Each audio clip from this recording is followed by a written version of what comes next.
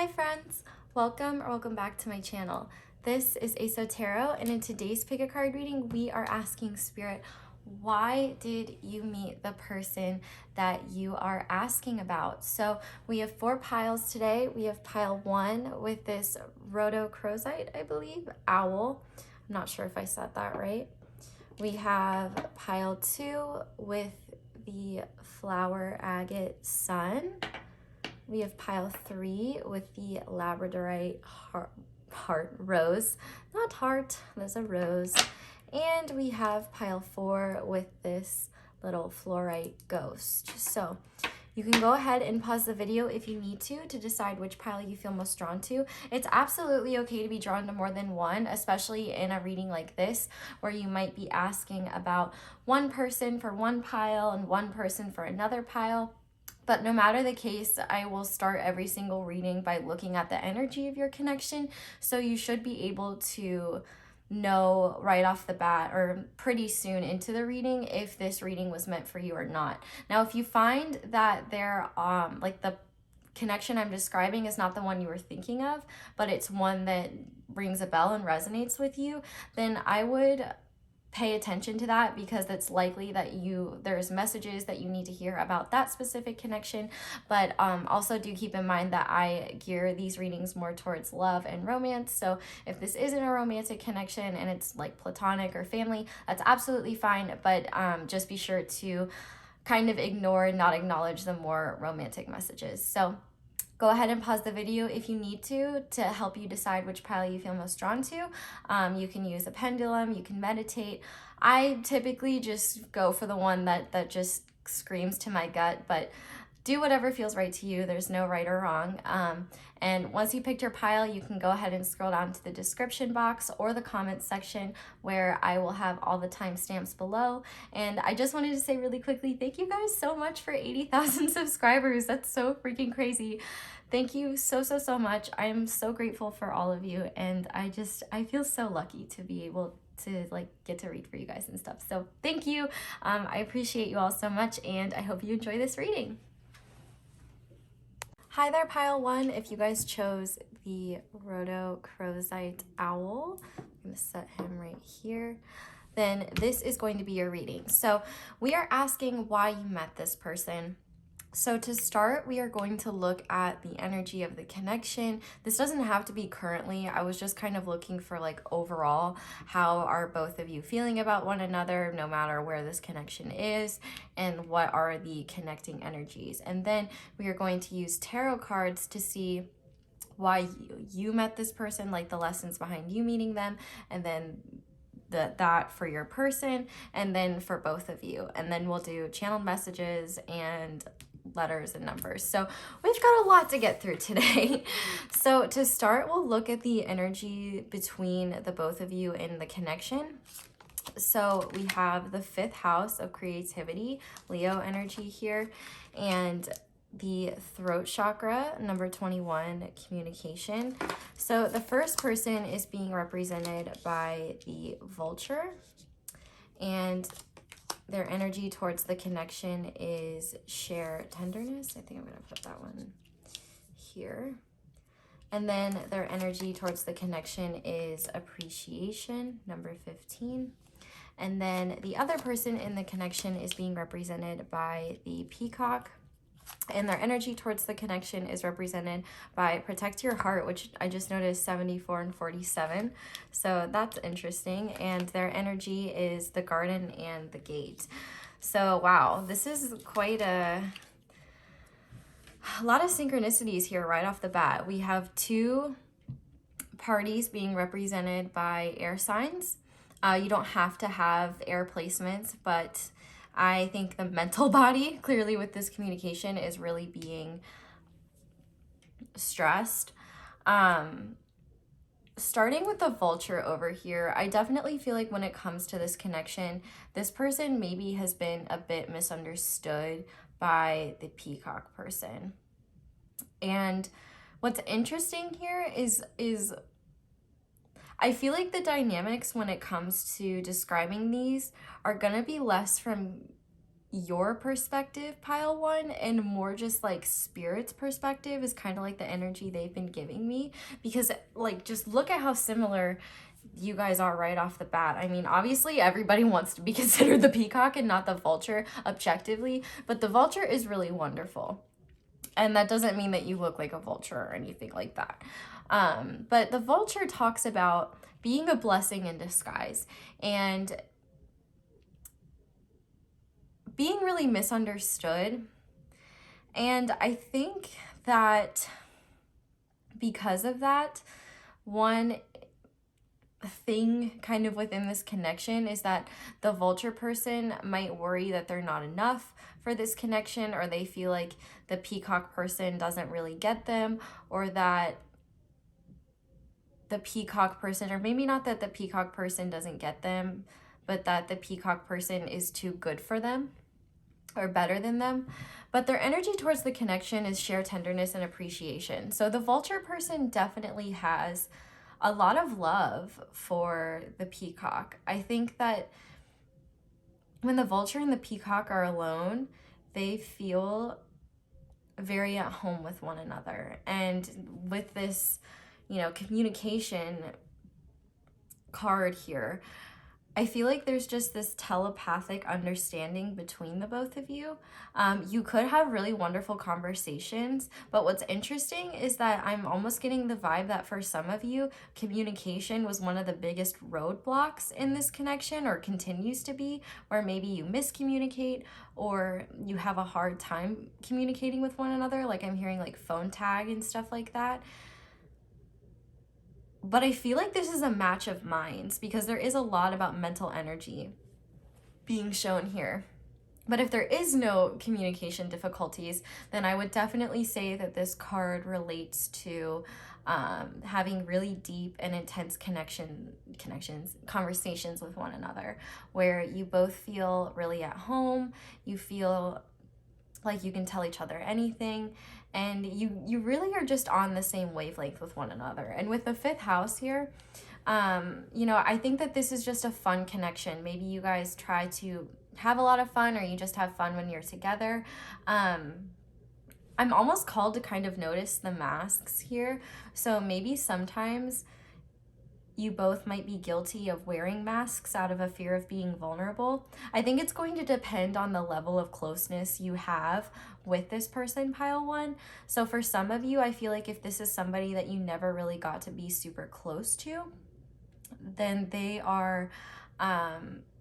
might have worn masks around you and wanted to keep things really light and fun. But if this is somebody that you're really close to, I would say that there's just a childlike energy that you both really enjoy having. And I think that, maybe you both enjoy creating things together, or just being silly and having fun and going on fun adventures. I think that overall, this is a pile of two homies for sure. But moving on to like the peacock person, they know that they're rare. And what's interesting is that I feel like because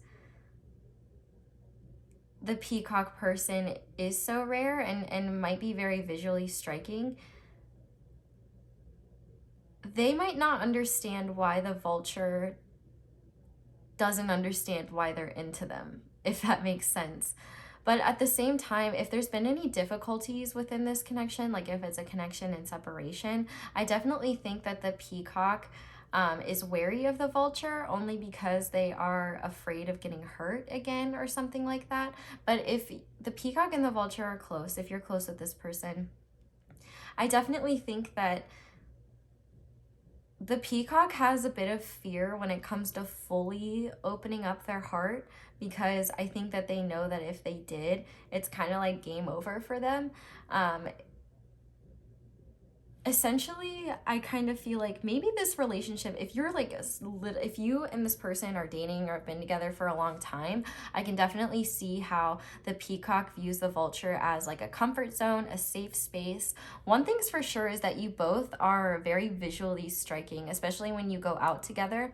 Like you turn heads, and I think that people might view you guys as like a power couple, or just like you have this very similar energy and might have this radiance about the both of you when you're together that just like makes people stop and stare at the both of you.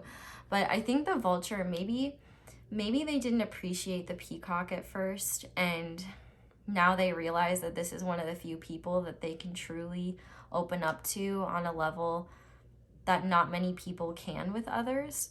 And I feel like they really see, if this is like if this is a connection and separation or that's over from the past, they really appreciate the peacock person and how much they've done for this connection, how much they've done for them. And I feel like they just see the peacock person as like a beautiful, beautiful human that they feel like is so rare, and they were or are, depending on your situation, so lucky to be with them or to be with them at one time. I feel like if the peacock person is in separation, like with the vulture, then it's likely that they are staying within their comfort zone and might be a little bit fearful to open up to anyone. But the interesting thing is that the peacock is looking at the vulture. And so maybe they might be hoping that something will turn around here and change. I feel like both parties want communication. But if you are together with this person, then I feel like, you know, while you might not, the peacock person might not understand the vulture sometimes, they both just intuitively get one another at the end of the day. And I think that the lighthearted joy that this connection brings makes you both very, very happy. And this is like something that keeps you both connected.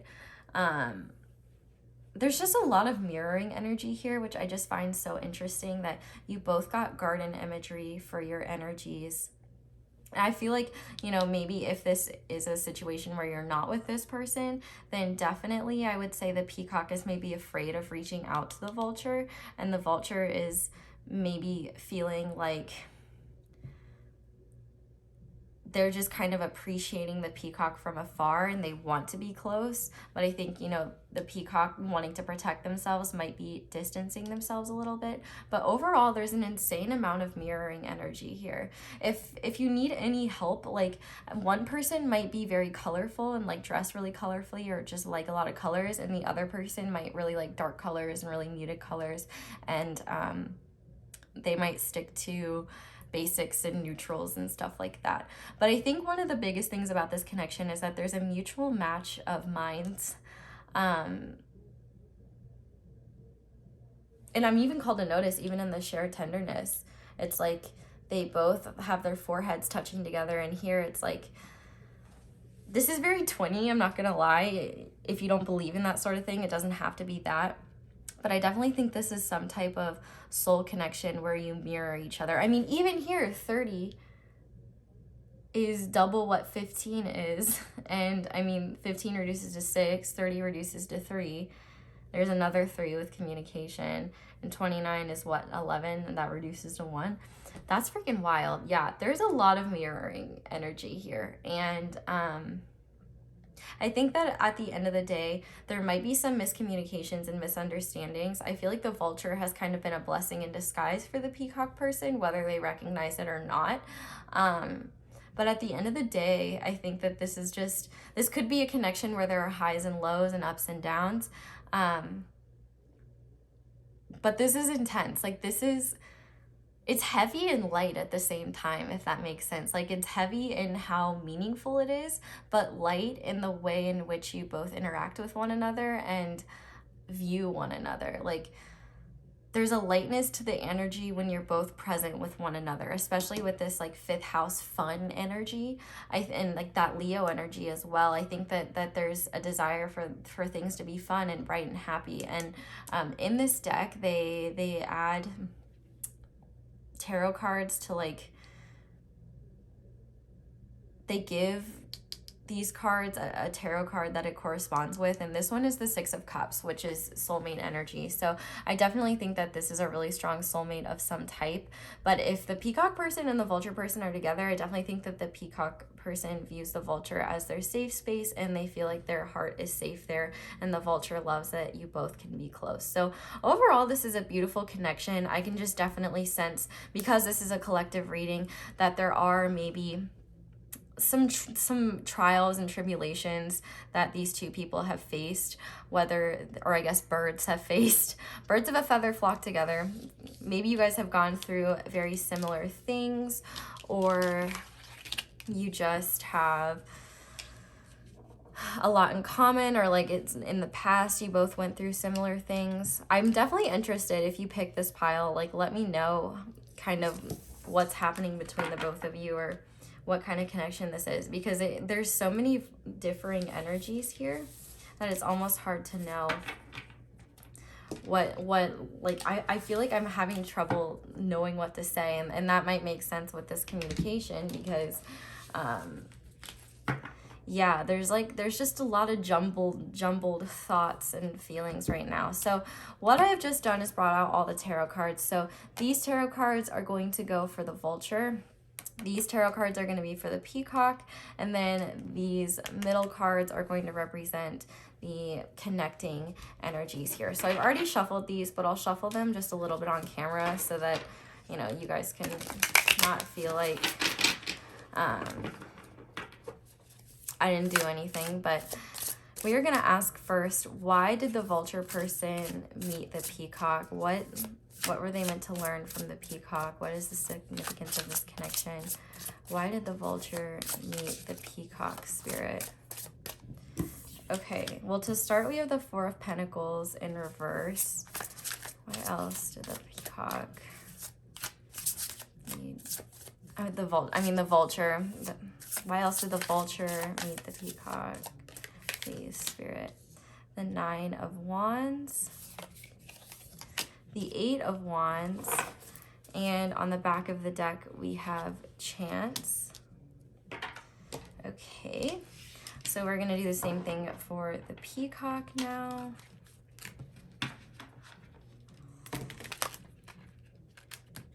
As you can tell, my shuffling has only gotten slightly better. I guess maybe we'll do one more. Maybe I can redeem myself. If not, that's okay. That's slightly redeemable. Okay. So, spirit, why did the peacock person, I'm immediately called to take this one, Nine of Swords, meet the vulture? What is the significance of this connection? And why did the peacock person need to meet the vulture? Okay, we have the Seven of Cups and Judgment, which is represented by Pluto. And on the back of the deck, we have the Ace of Cups. And then I am going to shuffle from this deck and see why you both were meant to meet one another. I'll redo that. That wasn't very good. I was like going to shuffle, and then I was like, oh wait, they probably can't even see that. Okay. Alrighty, so spirit, why did the peacock and the vulture meet each other? What was the purpose of them meeting one another? Why is this connection significant? Okay, so we have the the Seven of Cups again, the Eight of Wands again. Maybe gonna like layer these. The Nine of Cups. And on the back of the deck, we have the Four of Cups. Sorry if you can hear giant banging. That is my neighbors. And we have the High Priestess underneath that. So, why did you two meet each other? Well, let's start with the vulture here. So, the Four of Pentacles came out in reverse. And I think that a lot of the reason why it did is because the vulture person is probably a bit guilty of being very withdrawn and not giving people the chance to know or understand them very well. And with the Nine of Wands here, I definitely feel like the vulture person has had their guard up for a very long time, and they have maybe been uncomfortable and afraid of love before the peacock. Maybe they still are, but the peacock definitely triggers that. But there's a sense of endurance on the vulture side. Like they, even being open with the peacock and being honest about how they're feeling and taking action towards the peacock is like really big for them. And the fact that we have, this is the Wheel of Fortune and this deck is called Chance, being on the back of the deck, I really feel like this is representative of how lucky the vulture feels to have the chance to even be with the peacock, and how they feel like, you know, maybe you both met one another by chance in a chance situation, and they feel like they're maybe very lucky. But I think there's also an aspect of the vulture that knows that this connection isn't just something that happened by chance, that there's something deeper and more meaningful here. And I think it's given the vulture the opportunity to kind of go a bit deeper within themselves and realize that maybe some things are more divinely orchestrated. I feel like the vulture has had a pretty logical and I feel like both of these parties have logical outlooks, especially with them both being represented by air. But I think with the Chance card here, there's just this energy of this vulture feeling like,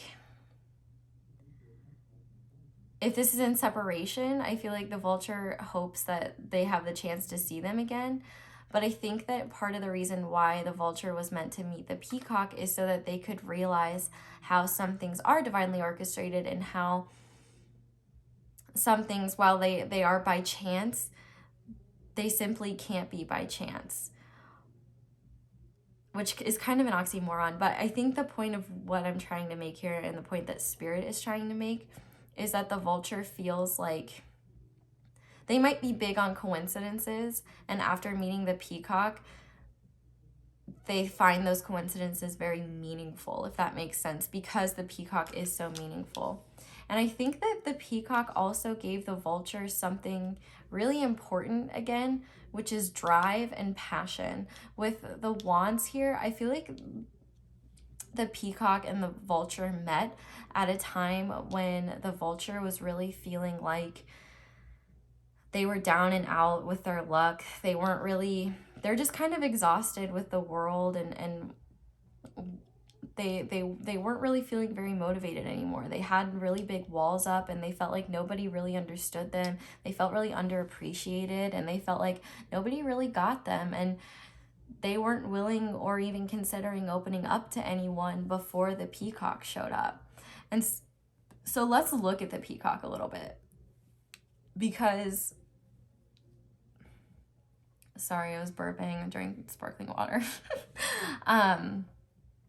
The peacock, one thing that the peacock really struggles with is overthinking and anxiety. The fact that we have the Nine of Swords here, the peacock might also be, no offense if you're the peacock, a bit of a control freak at times, or have this almost incessant need to know what's going on, or what's gonna happen. And I think that this connection probably triggered a lot of that anxiety. Maybe it still does, especially if this is a separation type situation. But it looks like with the peacock, one of the reasons why the peacock was meant to meet the vulture is because I think the vulture might have ways of helping the peacock combat that anxiety. And if it's not the vulture directly doing that, then it's the peacock finding the motivation within to combat that anxiety, because they don't want to feel that anxiety over this connection or over this person. With the Seven of Cups here, I definitely feel like there's a deep intensity to this connection that the peacock had never experienced before. I feel like the peacock might be a bit immature in love, and I don't mean that in like in a literal sense, but I mean that like maybe they haven't had a ton of romantic partners, or they just haven't even looked in the direction of very many people, because I feel like this is somebody who knows that they're pretty rare, and so they're not really one to just date around and stuff like that. I feel like the peacock is happy being by themselves unless they're with somebody that can actually make their life more interesting and make it better. And so with this Seven of Cups here, I feel like this is the first time the peacock experienced true emotional intensity, and also the type of connection that would give this peacock sleepless nights and crazy intense dreams. I feel like this is the first time the peacock was simping is the word that I'm hearing. But I also think that this vulture was meant to give this peacock tons and tons of revelations, whether directly or indirectly.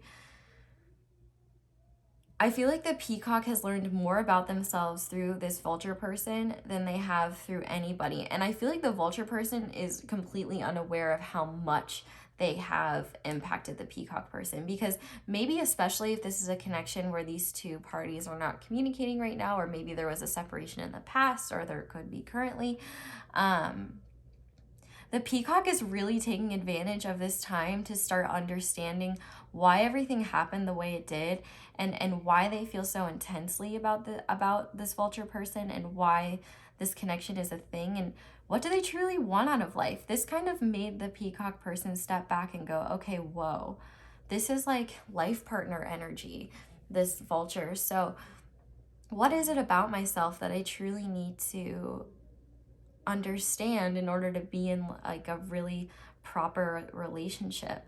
I feel like there's just a lot of levels of spiritual awakening here, and there's a lot of levels to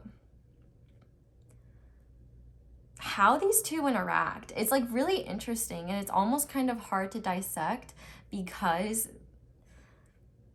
standardizing a connection like this is really difficult, because you both are honestly one of a kind in different ways, and yet you're so similar but so different. And it's like Spirit really had specific, unique lessons that you both needed to learn, and you seemingly tick the boxes off to teach those lessons in one another.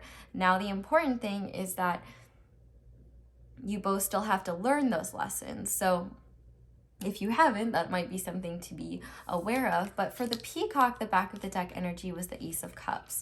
And I think that this, for the peacock, this was the first time in a really long time they actually felt something for somebody again. If you notice, we have the Eight of Wands twice, and we have the Seven of Cups twice. And we have a ton of cups energy going down the middle. And I think this is important to look at, because having the Four of Cups on the back of the deck for both the vulture and the peacock, I feel like there's a level of cynicism to both of these individuals. And maybe they both were lacking faith in the universe before they met, or even during, or even now. This connection was meant to teach both that they have inner power that they can utilize to take action and follow their dreams and find wish fulfillment in themselves. I feel like if these two are together currently, Spirit is really wanting both of these two to kind of work together and utilize this connection in order to achieve goals that you both have set as individuals and as a couple. But if this is a couple in separation or in the past, then I think that this connection was really meant to teach both parties how to get over any type of disillusionment or confusion about a connection, and take action to make themselves happy with themselves the way they are, without looking for that validation from somebody outside of the connection, or looking to one another for validation. I think that there's a lot about internal validation and accepting oneself for who they are in both of these piles. And what's even interesting is that we have that lightning imagery in these two piles as well. And I feel like the vulture person is needing more to take action towards the things that they want, rather than keeping these barriers up and pushing away good things that can make them happy. Whereas I feel like the peacock is learning that nobody can truly make them feel happy but them. And while they may have a lot of dreams and a lot of fantasies, they need to take those fantasies and make them a reality if they want to create this life that makes them really happy. One thing that I think is kind of sad but also beautiful is that having the Four of Cups on the back of the deck, I feel like both parties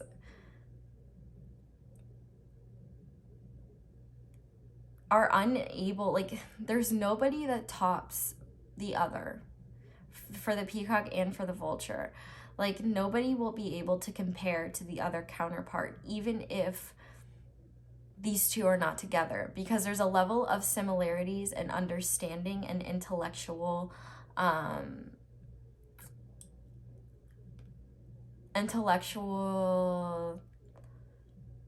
compatibility that is really just top notch for these two. And so I think one thing is that, you know, this connection has helped both parties learn more about themselves on the astral plane through dreams. They've learned how to start communicating on the astral plane, whether literally, like it's their intention, or unintentionally. This is a very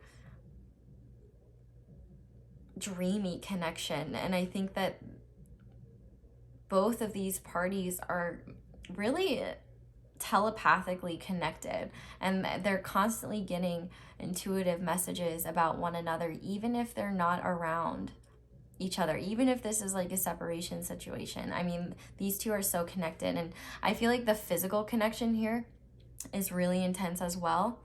And I feel like for the vulture, maybe they're learning that there's more than just the physical connection, and while they might really enjoy the physical connection, the deeper aspects of it, they might not be really into that all the time. But this peacock person has taught them that depth can be really rich as well, and it can add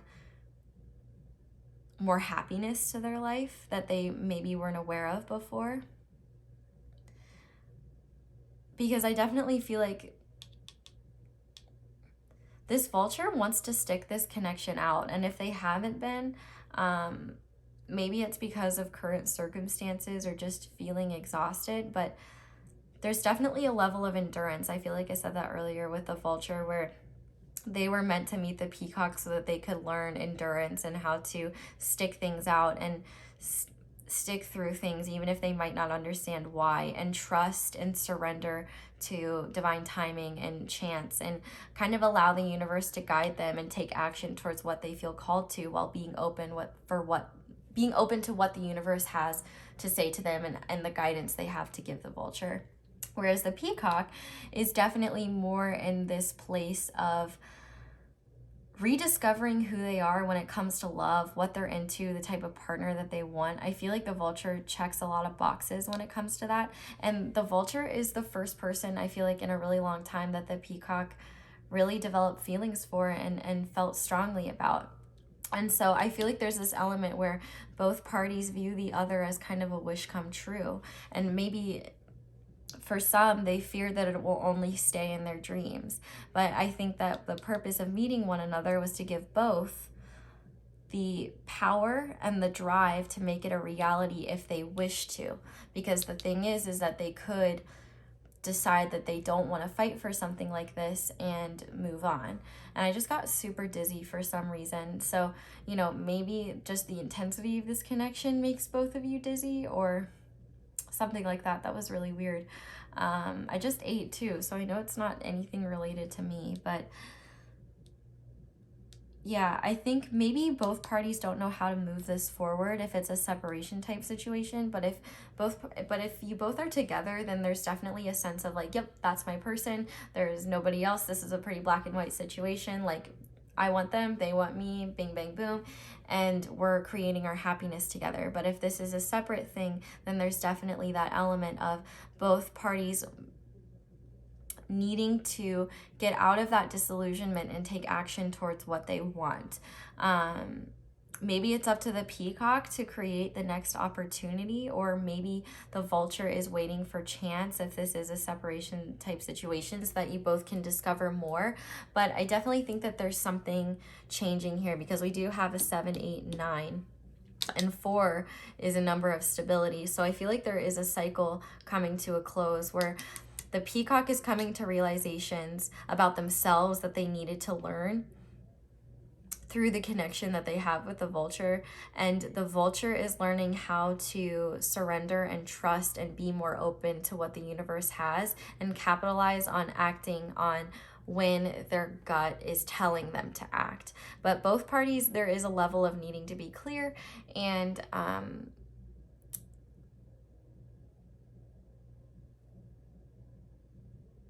hate when I lose my train of thought like that. Damn it. There's a level of like both parties wanting to be clear and understand things, but there's this sense of both parties motivating one another to be more determined when it comes to this connection, and follow what their heart is telling them to do. Yeah, this is really interesting. So I hope this is like making an ounce of sense, because I don't know if it is or not at all. But the synchronicities are very interesting, and I feel like the feelings run really deep here. And it's going to depend on each situation. But I think the reason why you two met is because an element of it was divinely guided too, and another is that you were both meant to meet this person. There's a lot of deep feelings here, and I feel like if this is somebody you've been with for a long time, there's an opportunity for a renewal here, like through like nostalgia or something like that. But I think that, you know, there were huge awakenings in store, or that happened to the peacock person, that maybe they're afraid of facing at times. But with the vulture, I feel like they're learning how to push through those walls and trust the plan that spirit has for them, because no matter what happens with the vulture and the peacock, they both are learning more about how to listen to them, to their internal guidance, and follow what makes them happy, so that they can both make themselves happy and fulfill their own wishes, and take steps and action towards fulfilling their own wishes, so that they can be happy. Because this is really the difference between their world being gray to it having color. So that is what I'm seeing as for why you both met one another. But I am going to get some channeled messages now, and what I'm going to do is I'm going to have channeled messages from the vulture to the peacock, and then channel messages from the peacock to the vulture, and then channeled messages that the channeled messages for down the middle will essentially just represent what both parties would like agree. Maybe one would say it, just do what works for you. But what would the vulture say to the peacock, spirit? What messages do they have? I miss the good times we shared. What else would the vulture say to the peacock, spirit? I feel crazy for having these strong feelings for you, and you drive me mad sometimes. And on the back of the deck, you are absolutely stunning. Well, I mean, we can tell. And then let's see, spirit, what would the peacock say to the vulture, please? What would the peacock say to the vulture? Let's do these first. I'm trying to get clarity about this connection. So yeah, this person could be in the process of finding clarity. I'm in survival mode right now. What else would the peacock person... Your aura is intoxicating, and on the back of the deck, everything I do is for us. Okay, so spirit, what channeled messages here would be mutual between both parties? What would they say to each other? You've changed me. That's definitely a big one, and I think about you every day. So yeah, you both definitely think about one another, and you both are not the same people you were when you met one another. We also have, I love the conversations we share, which makes sense with that communication. And on the back of the deck, I'm still healing. So yeah, I think that you both are still healing from things in your past, and from the things that you both have experienced either through in this connection or with other people. Maybe you're healing together. But yeah, there's definitely a huge level of admiration for one another. And I think that both parties are definitely not the same people they were before before you two met one another. So to finish off, I'm going to get some letters and numbers. So Spirit, pile 1, what letters and numbers are relevant to this connection? Okay, so we have a K, a G, a D, a Z, an E. We have 2 C's, so somebody could have multiple, or no, maybe there's just 1 C. I think I was just looking at that G as a C. I don't know why Kellogg's might be significant. We have, oh wait, no, yeah, there are 2 C's. Silly me. There are 2 C's. So maybe both parties hope to see one another soon if this is a separation situation. We also have a Q, but we have a 1, a 2, we have 2 2s, a 3, 2 5s, I'm not even gonna take the time to turn those around, and 2 9s or 2 6s, or if y'all want to be freaky, a 69, I don't care.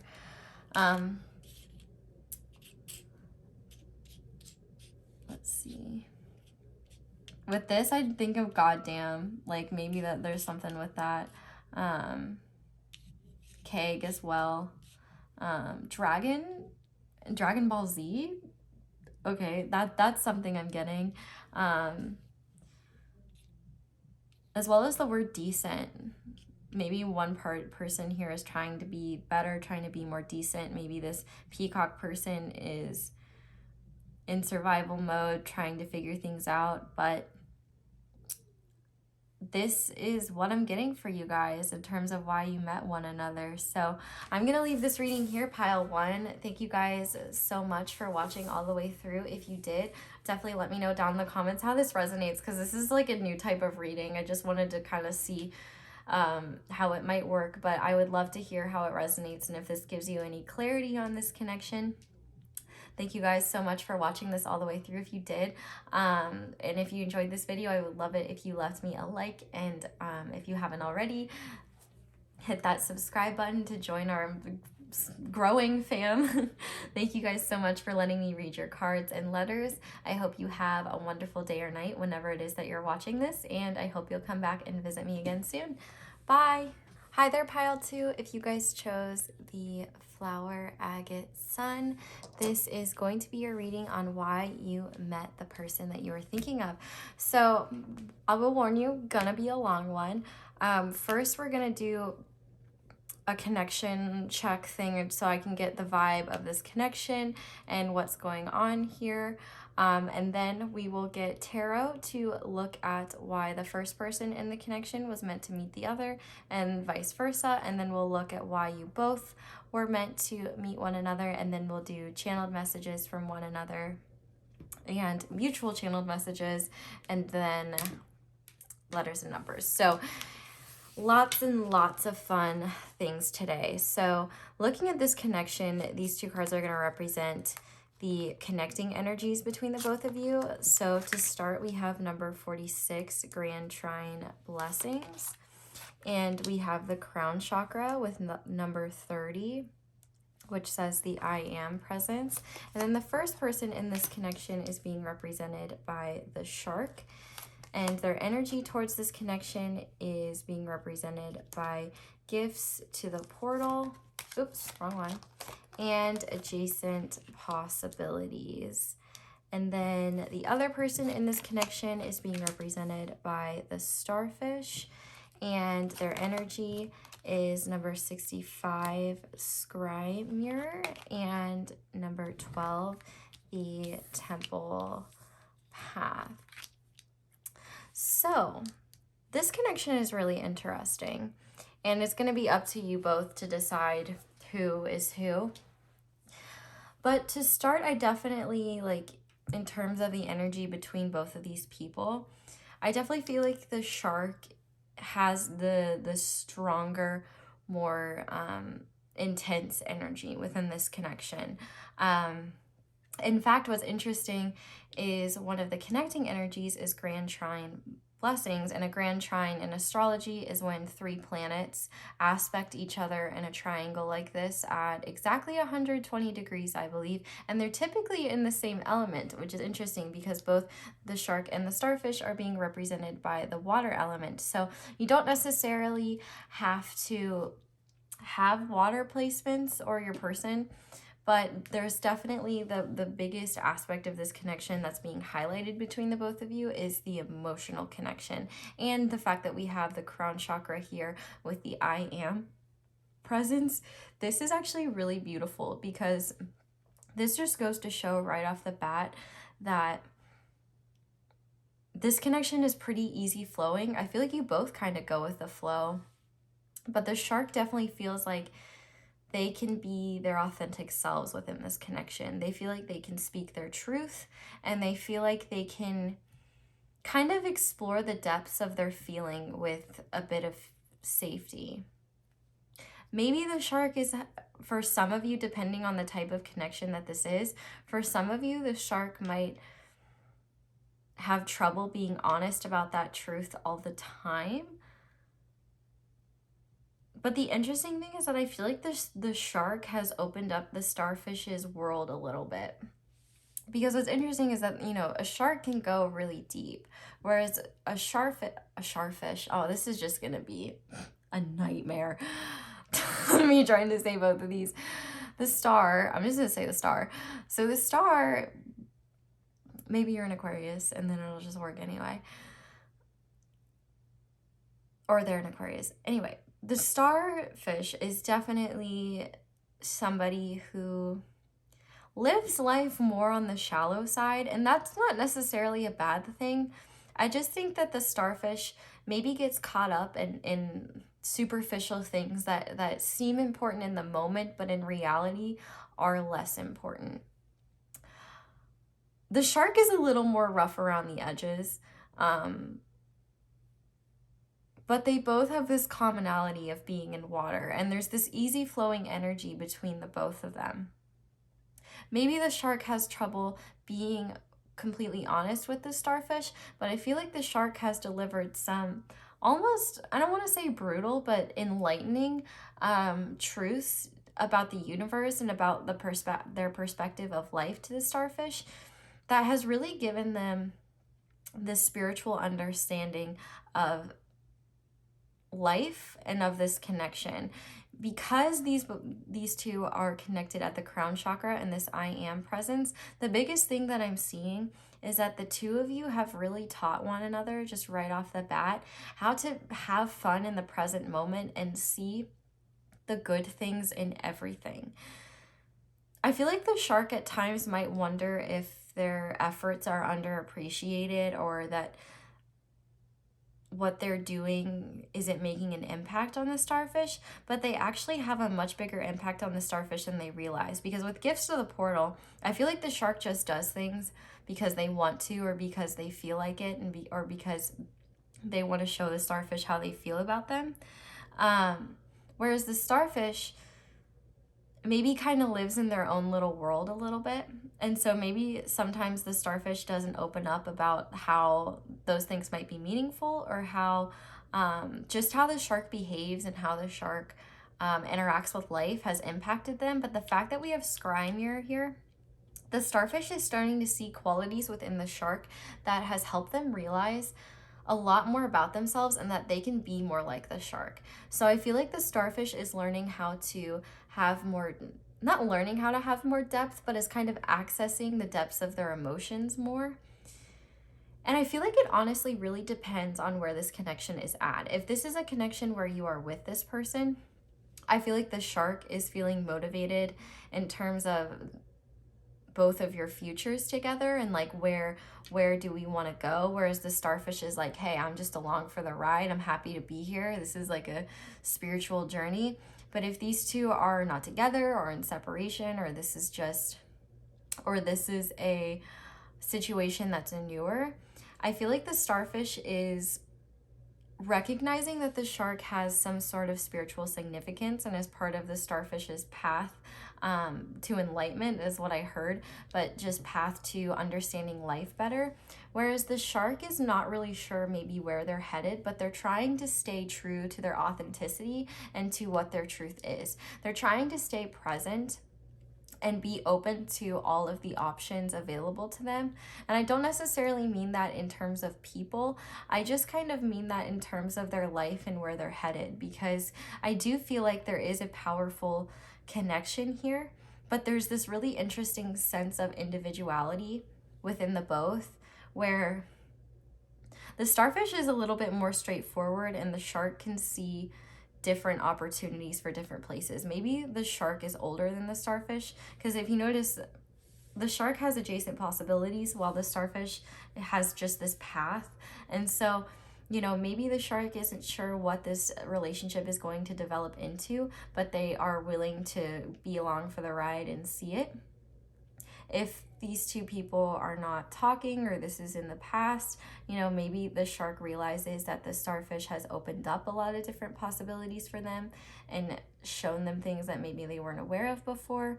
But I definitely think there's a deeper spiritual understanding between both the shark and the starfish because of this connection. And I think that there's a lightheartedness and a joyfulness that both of these parties have around each other, or did in the past, that really kind of makes this connection unparalleled to the other. There's an emotional understanding, and I feel like, you know, the shark might be older than the starfish, and so maybe the shark has helped the starfish learn a lot of things. You know, 12 reduces to 3 and 24 reduces to 6, so I can see how maybe, you know, these two parties are looking at life from different perspectives. You know, that starfish is on that shallower side, up near the surface, and the shark is in those deeper, darker waters. But I think that they both balance each other out, and the starfish kind of brings the shark to the surface, while the shark shows the starfish the deeper things to life that they may not have been aware of before. And I think that this is now something that they are realizing, and it's really broadening their world and opening the starfish's world up a lot. I think the shark sees the starfish as someone that is just very beautiful, no matter what they are. And they see them as somebody that they would like protect in a heartbeat. And I feel like at times they wonder if what they're doing for this connection is helping it move along, or helping the starfish. Because I feel like if this is a separation, the big messages to focus on are gifts to the portal and scry mirror. Because if this is a separation situation, the starfish is starting to learn things that the shark taught them, and realizing things at a deeper level than they once did, whereas the shark is maybe doing things to try to move this connection forward, or just move their life forward in general, and they see many different possibilities and they're not sure how they'll get there. But overall, the defining energy is the fact that they're connected by this crown chakra, this spiritual connection where they both start to understand themselves through the other. And the energy between them is very flowing and seems to be prosperous. So I'd honestly be kind of shocked if this is like a separation situation, because I almost feel like this is a situation where both parties are with one another, but that doesn't have to be that way. But I do think this shark would like take a beating for this starfish, because they think that the starfish is so precious, and like, I don't know. I feel like they find the starfish very cute, and these two both balance each other out in ways that help one another rather than hurting one another. Yeah, I think that's all I have. So now we're gonna move forward here.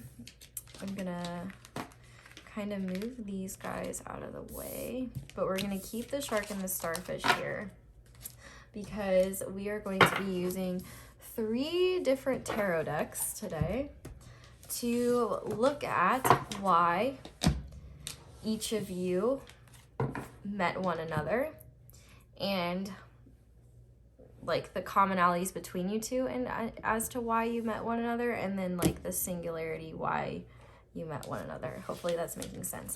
I already shuffled these, but I'll shuffle a little bit on camera so that you don't like sit there and slightly panic the entire time that I didn't shuffle it or that I didn't shuffle it enough.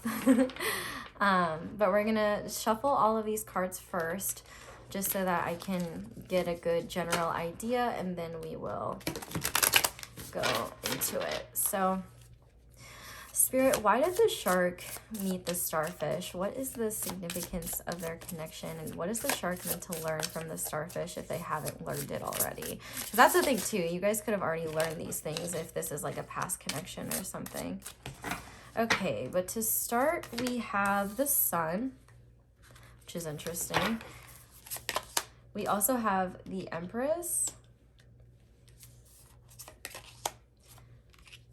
the Wheel of Fortune, which is chance, and on the back of the deck we have the Page of Wands.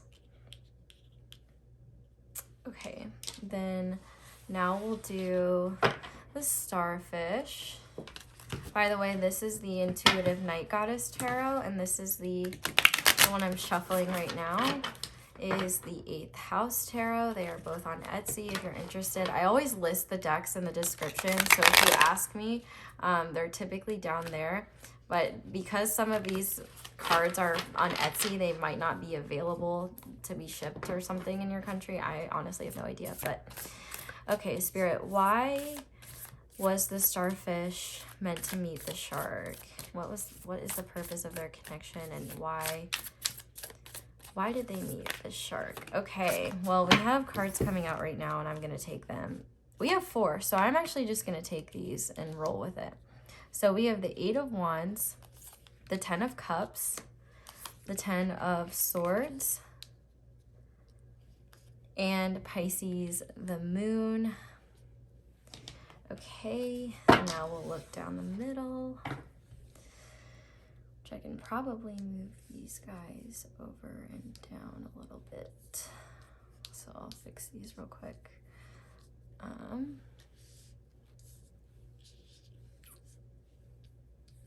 Okay. Okay. So finally, this is the Wild Unknown Tarot, by the way, and it's like super common. You can find it on Amazon. That was a flop of a shuffle. I really haven't been showing my best shuffling tonight, have I? Sorry about that, y'all. Okay.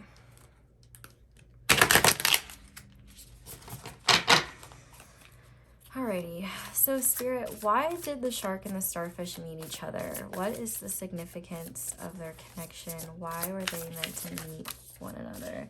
Is that 4 again? Spirit is really popping off here, I'm not gonna lie. Okay, we have the Queen of Swords, the World, Justice, and Judgment. Wow, we have some really powerful energies here. So where do I want to start? I think I want to start with the shark. So I think what's interesting is that when we look at the shark, we see how, you know, he's in these deep waters and these murky depths. I definitely think the shark sees the starfish as their empress and as their source of light and joy. I feel like the shark was meant to meet the starfish so that they could see what happiness truly was and how significant some of these connections are. Like, they don't just happen by chance. What's interesting is that this card popped out in the first reading, even though these energies are different. But I think the sentiment of this card stays the same in terms that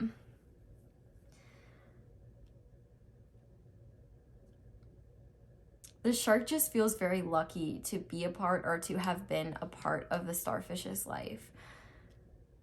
I feel like this revitalized passion for them. And I think maybe the childlike and fun qualities of the starfish were meant to help the shark take those on too, because maybe at times the shark can be too serious and kind of get into these really deep moods. And actually, I'm just noticing now that the starfish has the moon and the sun, and the shark has the sun. So, and the fact that we have justice in the middle, showcasing that. I feel like the shark was meant to show the starfish the darkness, the depths, the murky stuff, and the starfish was meant to show the shark the light, the fun stuff. And even the cats on this justice card even show that. And I think with this Queen of Swords here, this is really showcasing how these two have had to learn how to communicate and understand one another, because it doesn't come naturally. And also be able to communicate from a place that's kinder and more understanding and gentle with one another. I feel like there's also an element of the shark that gets really focused on control or something like that. And the starfish has helped the shark allow things to go with the flow more and allow things to stand the test of time. But with the grand trine, like the blessings and having the Wheel of Fortune here, I definitely think that the starfish has increased the shark's karma or their luck, or they've at the very least helped the shark see things as blessings when they once looked at them as something otherwise, or maybe just like seeing the small things in life that make them happy and make life worth living. The starfish has really brought the light to the shark's world and brought more positivity and creativity and happiness to it. And I think that is something that the shark really needed. The starfish lit the shark's world up in a way that I don't think the shark had experienced in quite a long time. And it like makes them feel young again, or makes them feel like a kid again. And I think they really enjoy stooping to the level of the starfish, which I don't know if I would personally use that verbiage, but that's what Spirit wanted me to use. And I feel like it's with this starfish, like maybe the starfish is like short or something, and so the stooping was just like a joke. But I think that at times the starfish can have like a naive and almost childish side to them that the shark finds very like cute and endearing, and almost kind of plays into, because they wish that they could embody that more. But moving over to the starfish here, the starfish met the shark so that they could learn what true emotional fulfillment feels like, or at the very least discover what they need for emotional fulfillment. Because if this connection is not together, the starfish might not feel emotionally fulfilled right now, and maybe that shark is their emotional fulfillment or something like that. But I definitely see here that whether this connection is currently happening or was in the past, if these two were together, there was definitely a lot of deep love here and deep understanding here. And I feel like the starfish has really learned a lot more about themselves intuitively, and is becoming less afraid of addressing their shadows and the things that make them uncomfortable, because the shark has taught them how to do so. The shark has taken the starfish and shown them these deep, murky depths of life that maybe the starfish was too uncomfortable to explore before. Maybe they were just too busy looking in the mirror to ever look at anything darker. No shade if you're the starfish.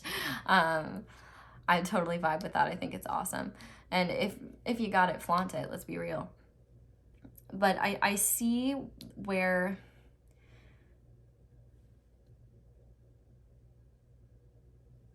the starfish also needed the shark to help them put a lot of things in the past and keep them in the past. Because with this Ten of Swords here, I feel like the starfish has been backstabbed by people before. Maybe they were even hurt by the shark. But it's these murky depths that they've lived through and experienced that have made them stronger. We have Sun in Gemini here with the Ten of Air. And I feel like the starfish needed to meet the shark once, so that they could understand life from a more cynical point of view, but also so that they could broaden their range of understanding and embody both the light and the dark. Because I feel like before they met the shark, they only wanted to embody the light. They were very afraid of the dark and anything dark. And the shark kind of helped showed them that the darkness isn't something to be afraid of. It's something to be explored and conquered. But what the shark didn't understand is that staying in the dark and staying in this cynical world leaves not a whole lot of room for light and for joy. And so these two really just came in and like gave it to one another. And I mean, even looking at like the water sign triangles, which there was the same damn thing in the Grand Trine, they, you know, the starfish is white and the sharks is black. And so it's like that dark and that light, it's like literally right here. But with the World card here, I think the biggest meaning of this in terms of what these two have taught one another is that, one, they broaden the worlds of each other, and two, the world typically showcases the fixed signs or a fixed energy. And I think that both of these people were fixed on certain perspectives and viewpoints of life, whether it be toxic positivity and toxic negativity, or just neither one wanting to address the things in life that made them uncomfortable. But I think that these two were meant to bring balance to two different fixed perspectives. And I think that overall, one thing that the shark has helped the starfish with a lot is impulsivity with this 8 of Wands here. But I think that the shark has learned patience for that impulsivity and that joy that happens sometimes. I feel like this is the first connection where the starfish has felt a true, deep, intuitive connection with somebody. And truthfully, the reason why these two are meant to meet one another is because of the intense awakenings it has brought them and understandings about the world. One of my favorite descriptions of the Judgment card is in my Alice in Wonderland deck, and it uses the example of 2D cards coming to life and becoming 3D and comparing that to Judgment. And so that's almost how transformative these realizations have been for both the starfish and the shark, because the things that they've taught one another have made the world three-dimensional, where they were looking at it in a two-dimensional way before. Now there's a balance in both of their perspectives, and they are able to see things from a clearer, more rational point of view. And because both parties hopefully have taken lessons from the other in terms of how to face situations and how to face life, there's now a better and more grounded but also more optimistic viewpoint of life in both parties, and a better understanding of why shit happens the way it does. Like it's almost that simple.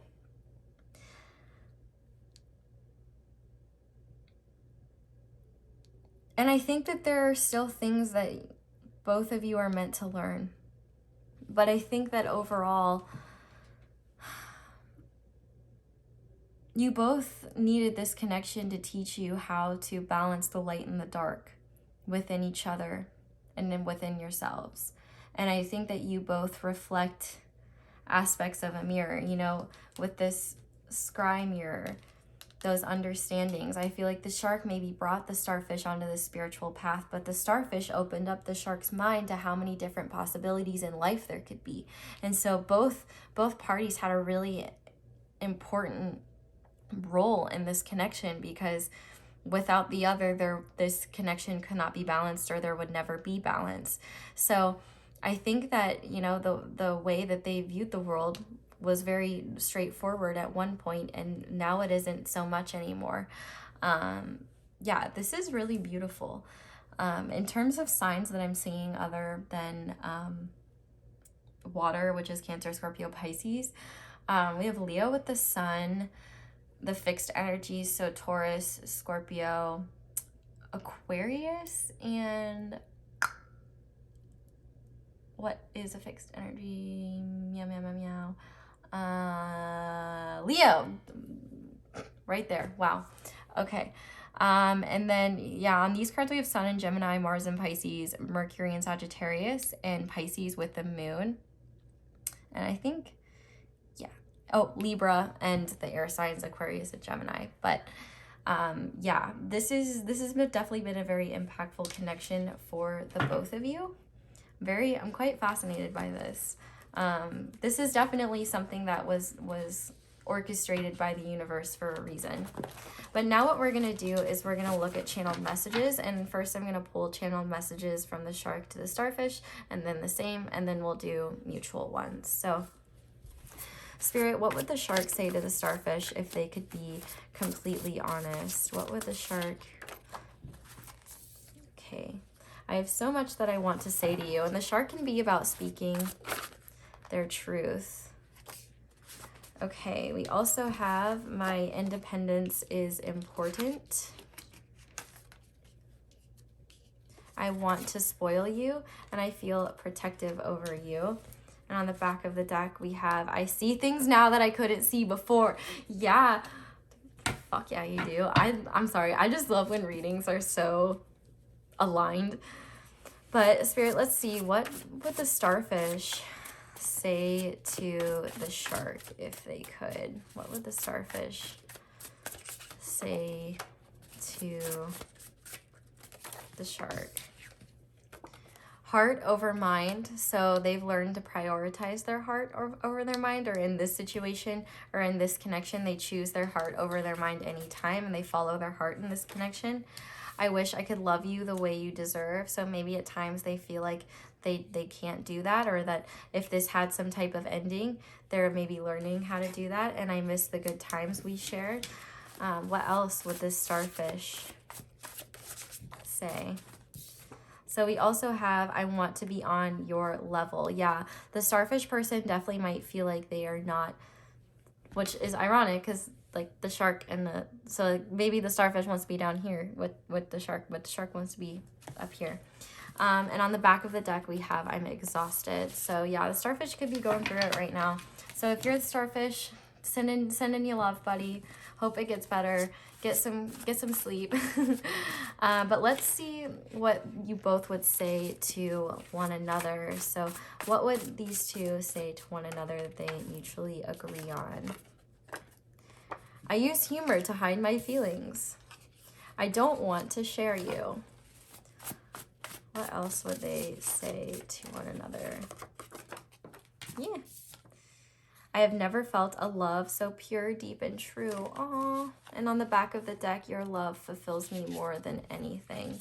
So yeah, I definitely think there's a lot of beautiful aspects to this connection wherever it may be. And, you know, maybe if you're with this person, you might be going through a rough patch right now, but I definitely feel like that can change and that can get better. But to finish off, we're going to get some letters and numbers. So pile 2, please, Spirit, what letters and numbers do you have for pile 2? Okay. We have, meow, meow, meow. We have an O. O2, like with oxygen, maybe you both breathe life into one another. We have an L that I can't pick up, and a U, and an E, and an O, and an F. I love you. And we have, I don't want to lose you. We also have, we have a lot of numbers. So we have a 5, we have another, we have 3 5s, so 5 5 5. Maybe there's change. Did I really just put all the 5s backwards? Okay. We have 5 5 5 5 5, and then we got a 3 and a 1 and a 2 and a 4. So we got 1 2 3 4 5 5 5 and a 6 or a 9, however you want to see that. I don't know why I started talking like this. I guess I just felt a little funny. Okay, so I think that's all I have for you guys, pile 2. Thank you guys so much for watching this all the way through. If you did, definitely let me know down in the comments how this resonates. I would love to hear, because this was kind of a new format for me, but I really enjoyed it. If you enjoyed this video, definitely leave it a like, and if you haven't already, I would love it if you subscribed and joined our little fam, so whenever you would like to see readings from me, you will consistently be updated on that. Thank you so much for letting me read your cards and watching this all the way through. I hope you all have a wonderful day or night whenever it is that you're watching this, and I hope you'll come back and see me again soon. Bye! Hi there, pile 3. If you guys chose the Labradorite Rose, that rhymed, then this is going to be your reading on why you met the person that hopefully you're thinking of. So the way this reading is going to work is to see right off the bat if this is your reading. I'm going to get a feel for the energy between the both of you and kind of see what's going on here. And then after we do that, I am going to use 3 separate tarot decks to look at why you met this person, why they met you, and why you both met each other. And then we'll do channeled messages from you to them to you, and mutual channeled messages from one another, and then we'll do letters and numbers. So beefy ass reading today. Really been good so far. So to start with your connection, we have the Grand Cross Provoker, number 47, and the Solar Plexus Chakra, number 13, Personal Power. And so these are the connecting energies between the both of you in this connection. But the first person in this connection, my left ear just started ringing like crazy, by the way. And I don't have tinnitus. To start, so the first person in this connection is being represented by the dolphin, and their energy towards the connection is first number 10, Can't Be Caught, and number 4, Happy Family. And then the other person in this connection is being represented by the otter, and their energy towards the connection is Justice, number 16, and number 6, Contract. Okay, so let's start with the connecting energies first. A Grand Cross. So this is telling me right away that this is a connection that is not necessarily easy, but it's a catalyst for great movement and change. A Grand Cross is when, I believe, I could be wrong, so astrology people, you can correct me if I'm wrong, but when 4 planets square each other at 90 degrees and create this like big giant square, and I believe squares in astrology are usually signs of energy that doesn't flow very harmoniously and can be kind of challenging, but it's not that, but the thing is that you can always overcome those challenges, and they're meant to make you grow and improve, I guess. I don't know. But we also have personal power with the solar plexus chakra. So what I'm really seeing here is that both parties within this connection, no matter what it may be, like whether this is a connection that is just forming and this is something that you're going to learn through it, whether this is a past connection or somebody you're with or somebody you're in separation with, this connection has brought both of you, or will bring both of you, to really stand in your own power. And I think for the dolphin person, it's a lot more about independence and enjoying what they have and not allowing anyone to dim their light. Whereas the otter is, I think, maybe learning more about making decisions and sticking to them, being able to make commitments without fear and embrace responsibility rather than run away from it. So what I'm really seeing here, starting with the dolphin person, both of you could be water signs, don't have to be. One thing that I've noticed so far is that with all 3 readings, all of them have had the same element in their cards here. So I would say that like the biggest connection here is based upon emotions and the things that you feel for one another. And so the dolphin person is definitely somebody with a lot of emotional intelligence. They could be a healer or a light worker, an empath, or just somebody who really has a lot of emotional intelligence, feels things intensely and deeply, And really, they can be highly sensitive as well. And really just, they try their best to be optimistic. Maybe they get down at times, but they really definitely don't see how magical they truly are, and the depths of their power, if you will. I feel like this dolphin is embracing their own independence through this connection, whether as a result of this connection ending, whether as a result of this connection being a thing, whatever it may be, this dolphin is embracing independence. And I feel like I'm gonna sneeze. I hope not. Have I ever seen a white horse? Okay, fixed. Pro tip, if you ever have to sneeze, or you see someone about to sneeze, ask them if they've ever seen a white horse, and they will stop sneezing. So anyway, you're just getting all the tea today. This dolphin right now is in this energy of embracing those around them and truly taking up space in the world for what I feel like is the first time in a long time. Not being afraid to shine their light and really just moving their way through life and starting to take on a bit of a carefree and joyful perspective. Within the connection, I feel like the dolphin wants harmony here. And I feel like if these two are not together, the dolphin looks at the otter as the only person they would be willing to settle down with, or that could catch them, because I feel like this dolphin is starting to see their power and see how special they are. It's interesting because this is about a connection, but there's such a heavy emphasis on independence here and like standing your ground. And so I almost feel like for a lot of these two, for a lot of people watching this pile, this is a connection in separation, or one that has yet to be fully embodied. But you could be with this person and this is describing how things were in the past. With this happy family card, I feel like the dolphin wants peace and wants harmony here. They want to be on the same page as the otter, and they have the desire, or just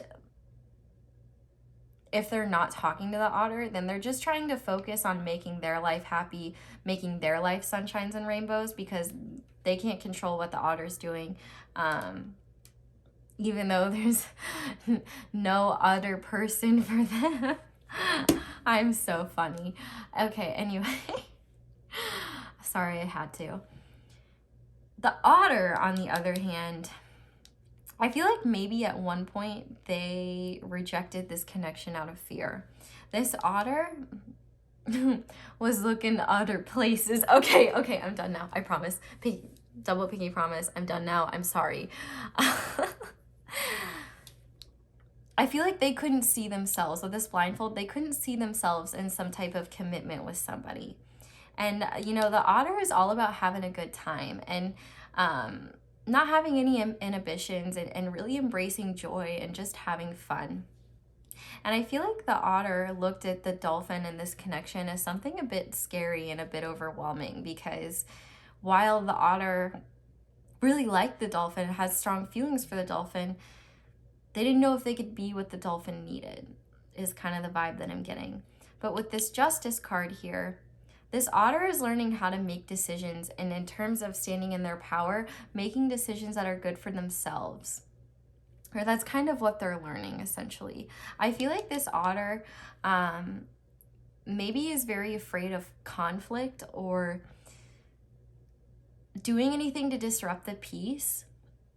And so I feel like this otter would maybe like avoid problems that needed to be addressed, or avoid things that needed to be talked about, because they just wanted to keep the happy-go-lucky vibe going on. It's like almost like they have their bubble of light and joy, and they want to keep all the dark out. They're like, nope, I can't see responsibility and commitment. That's not for me. No, thank you.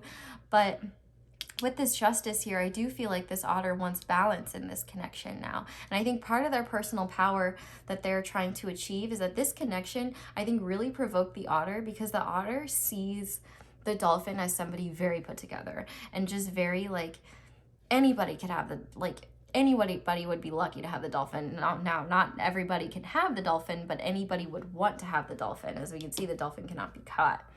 And so I feel like the otter knows how special the dolphin is, knows how special this connection is. And they want balance here, but there's this thing inside of them where they have to be able to reach a point where, one, they have to make the decisions themselves. And I think that I feel like this otter thought they had more of life figured out than they really did once they met the dolphin. And I think that triggered them in a way. Like, there's hella like triggering energy here. And I feel like the dolphin maybe felt reliant on the otter for validation and for romantic fulfillment. And I feel like maybe the dolphin didn't feel good enough at all, and really just didn't see themselves as somebody very great. And the fact that the otter looked in their direction was very flattering for them.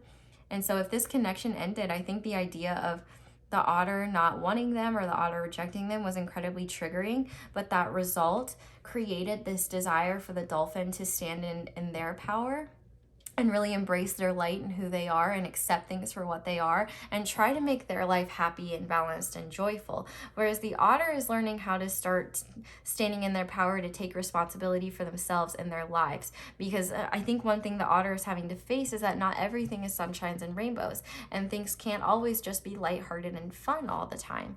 And I think the otter is going to need to have some willpower in order to bring this situation to balance, bring it to justice. But the Grand Cross does talk about a situation being pretty fated and a connection that can be difficult, but it has two parties that want to stick it out and overcome the obstacles. So if this is in separation, I can say with a lot of confidence that it's likely that this connection will have like another round to it, if you will. If this is somebody from your past that you're not interested in reconciling with, I definitely think that this otter has learned from this connection more about responsibility and taking that responsibility and understanding commitment and balance and doing what's right, doing what's fair, even if it's not what makes them happy.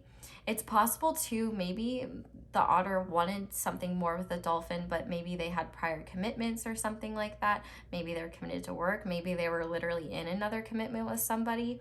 You'll know if that's the case. But I definitely think the dolphin has learned from this situation, or will learn how to stand in their power and embrace their light and see themselves as this beautiful rainbow and this light, this fun, bright light. And like, what's interesting is that I feel like the dolphin maybe saw their world as maybe more like not like strict, but like less colorful. I feel like the dolphin is starting to embrace all the colors of life and truly embrace joy, because I feel like this situation brought them to a place where they were like, okay, well, like my worst fears happened and everything that I didn't want to happen happened. So yeehaw, I guess, like I'm just gonna have fun now. There's no point.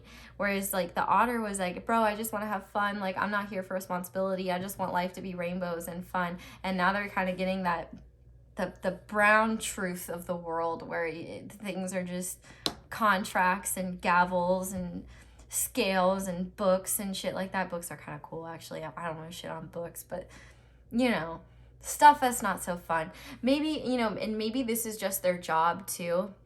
And maybe they used romantic outlets as like just ways to blow off steam and not something that they took seriously because their job was so serious and they had to focus on that. But I think that the intensity of feelings here is something that's bringing them to make more decisions that will benefit them personally and make them happy, rather than just what's like right. But I feel like that might be contradictory, because I was talking about how the otter just wants to have fun. So take the interpretation that makes the most sense to you. But now we are going to look at a deeper look into why you both met one another, like the specific lessons and things that you're learning, and yeah, just more about that. So we're going to use this deck, the 8th House Tarot, for the Otter. We're going to use the Wild Unknown Tarot for both of you, and we're going to use the Intuitive Night Goddess Tarot for the Dolphin. So I did shuffle these really well before I began filming, but I'm going to, that was dog shit. I'm going to shuffle a little bit on camera just so you guys don't have to worry if I shuffled or not, or that these are the right cards.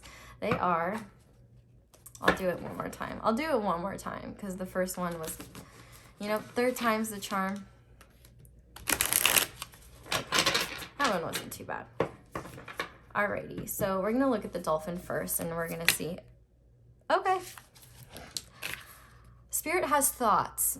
All right, so these three cards, and I'm feeling just take the back of the deck. Okay, so these four cards will be why the dolphin met the otter. So what's up, Spirit?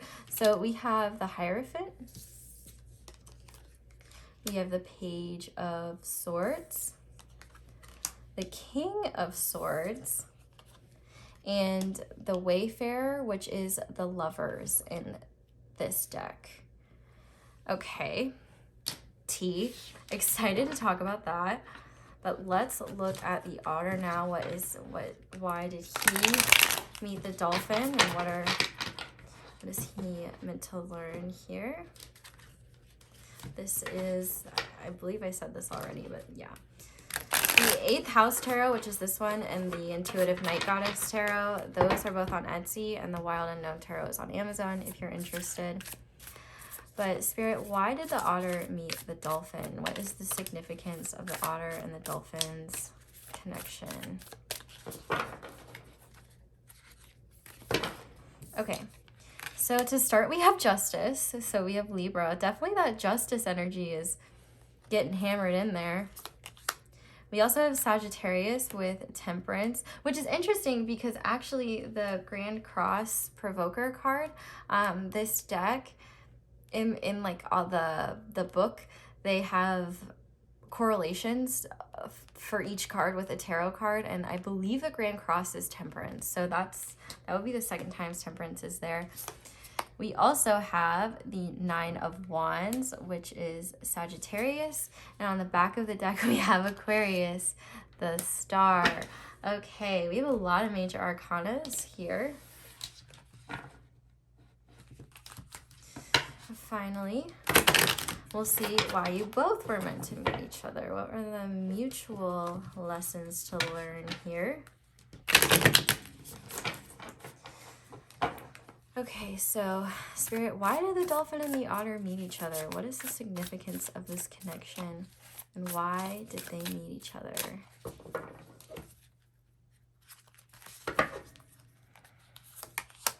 All right, we have the 10 of Pentacles. We have the Magician. This is like the same energy as personal power to me. We have the 8 of Pentacles. And on the back of the deck, we have the 5 of Swords. Okay, so we're gonna start with the dolphin. And so why did the dolphin meet the otter? What was the otter meant to teach the dolphin, or will teach the dolphin, is teaching the dolphin? Do it how you want. So we have the Hierophant, the Lovers, the Page of Swords, and the King of Swords. So maybe the dolphin really struggled at times to get very lost in their emotions and maybe be very emotionally susceptible to others' wants and needs. And maybe they had a lack of boundaries with the otter. Maybe they made concessions for the otter, or didn't hold the otter accountable for things. But this connection was definitely meant to bring the dolphin closer to their spirituality, their religion, if they belong to one. Just bring them closer to God and follow their inner spiritual path. I feel like this connection really opened up the idea for the dolphin that love connections can have something deeper than just two people having strong feelings for each other. There can be something weirder to it and something more esoteric to it. I'm full of puns today. Like, I don't know what it is about your pile, but man, pile 3 is always wild in some type of way. Like, y'all just have the craziest energies, and I am here for it. And hopefully you both, or everyone watching, loves puns as much as I do, so that you don't just groan every time you hear them. But this mystic really goes to show how the dolphin is seeing things in color now in a way that they weren't before the otter. Because I think the otter, in a way, taught the dolphin how to have more fun and taught the dolphin to keep things lighthearted, because maybe the dolphin wanted things to be serious at times or wanted to have those serious conversations, but then they never did because they were afraid of how that might make the otter feel, and then maybe the otter would swim away and they'd be like, nah, like...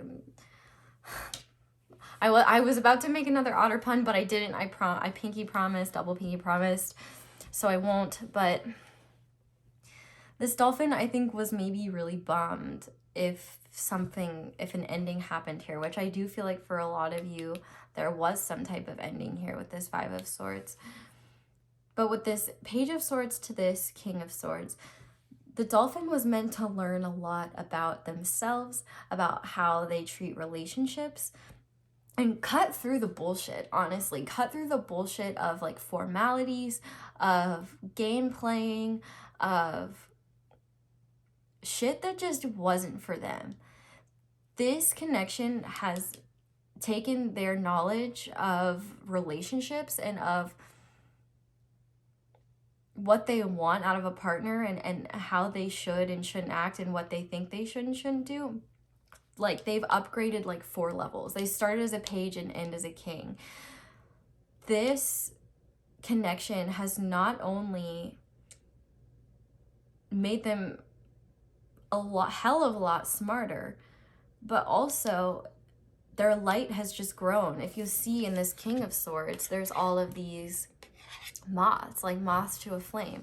And no matter what's happened here, this dolphin has only learned to shine brighter, or they will learn to shine brighter from this.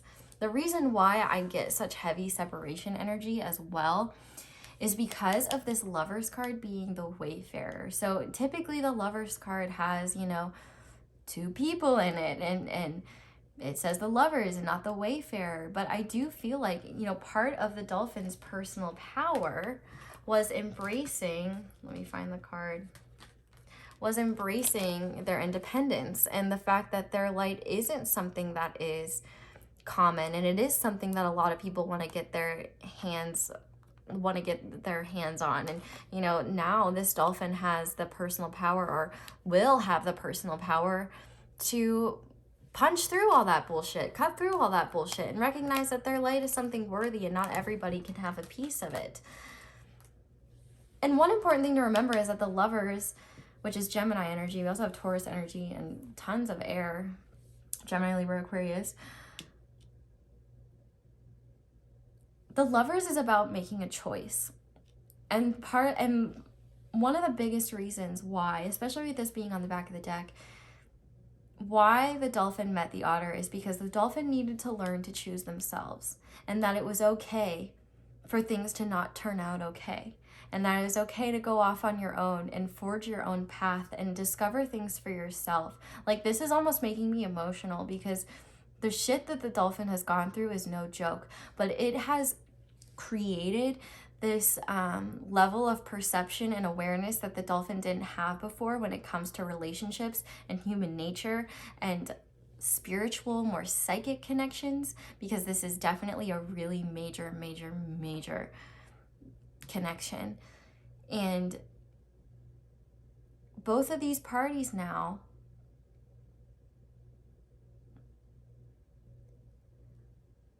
are really learning lessons that they were trying to ignore when this connection was happening. And so, like I was saying, for the dolphin is learning how to stand in their power, because that's what spirit wants for them. Now, moving on to the otter, we have Justice again, so heavy Justice energy, Libra energy.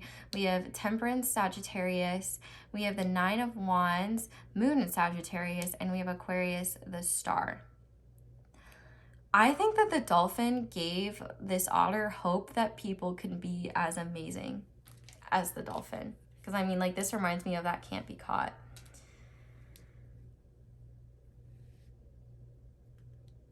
This connection and the dolphin is starting to teach the otter, one, about endurance and about committing to things, but also the consequences of running from things when things get tough or things get kind of scary.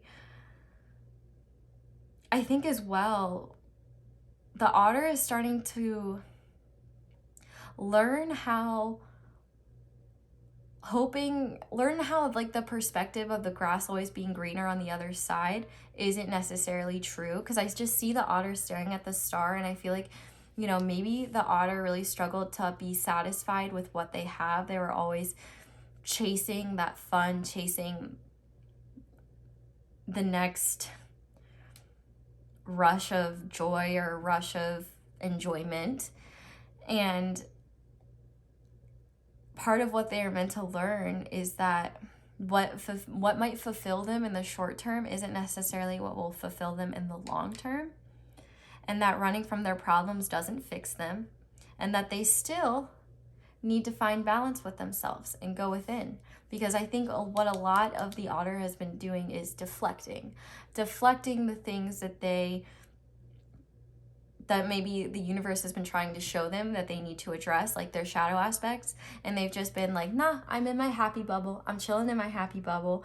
Spirit, take these 2 middle fingers and shove it, because I'm just gonna have fun for a while. And while that's all well and good, I feel like it's led to the otter having a lack of balance and feeling really worn out and exhausted. And so this otter is learning, oh my God, and you know what I just noticed too? Look at how similar this Justice card and this Personal Power card is. And so to bring balance to this situation, it's going to be up to the otter to take matters into the otter's own hands, find that balance within themselves, and bring things to justice.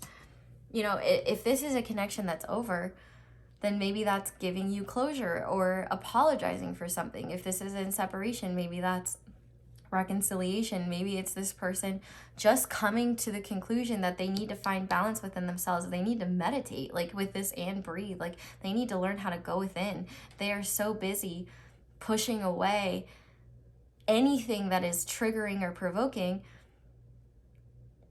that they don't spend any time going within, because I think that's scarier than anything. But their guides are guiding them to do this. And I think one thing that this connection was meant to do was bring them closer to spirit as well, but mainly the messages that their guides are trying to give them. I wonder if this otter, this is kind of random, but like they might be like a mixologist or like a bartender or something, because I'm just noticing these like silvery cups. So they could be, but they certainly don't have to be, or maybe they're a runner. But this free-spirited energy within them, I feel like they had to learn that, or are learning that it's something that they can still embrace even in responsibilities and commitments, that they can still have happiness and have hope and have balance, or they need that balance. I feel like for a lot of otters, they need that balance, but for others, that was only a half pun, and the double pinky promises don't apply.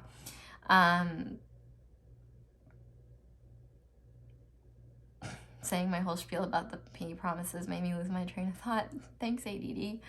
The otter is really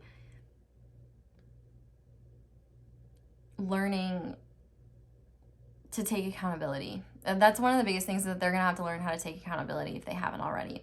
And maybe they won't take accountability in this connection. Maybe they'll just move on with their life.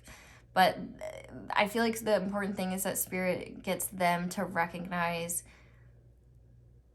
where they might be avoiding important issues and turning their back on balance to something that might be fun for a night. But let's move over to the middle, and then if I notice things, I'll point them out as I do. The mutual reasons for why these two met each other is really powerful. Because to start, we have the 10 of Pentacles, and this is family energy, which we had with the dolphin. I feel like both both people here are affected by their family life, which obviously like typically happens when you are raised by humans. You typically take on the traits and shit from which you were raised from.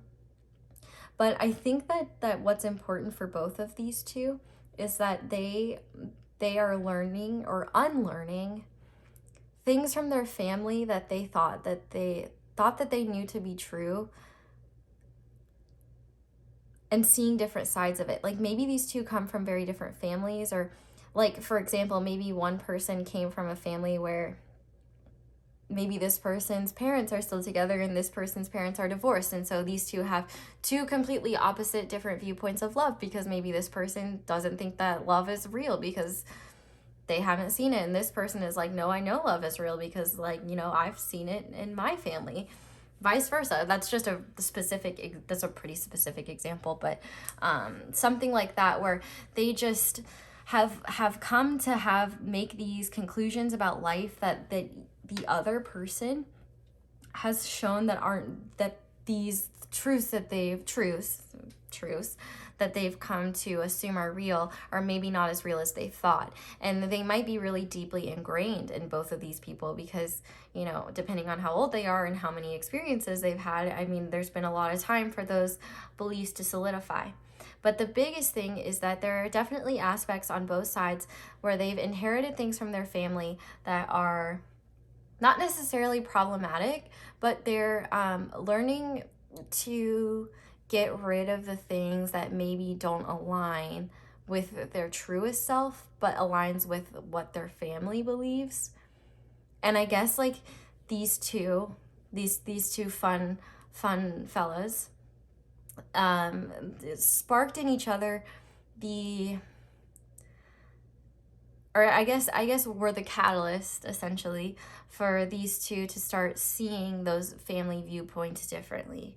And also, I feel like there's a level of seriousness to this connection that made I feel like both of these people, it's honestly like really sad.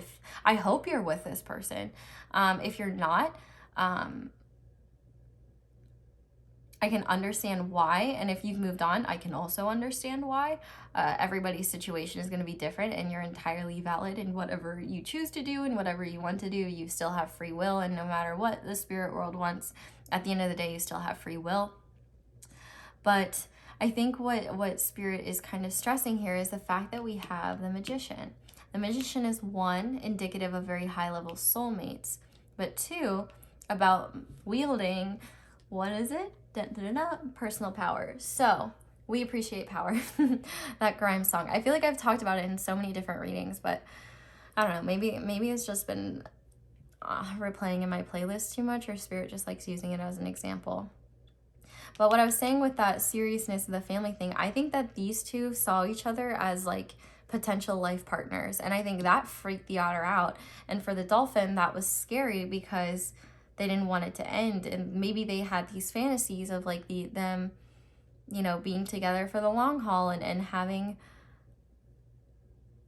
like this wonderful life together that just like didn't pan out. Because here's what I'm seeing. Now that doesn't mean that won't happen in the future, but it was almost kind of meant to happen. This Five of Swords moment was meant to happen because, you know what I just noticed as well too? In this deck, the earthworm represents someone who's shy and hesitant and really unsure of themselves, kind of a newbie.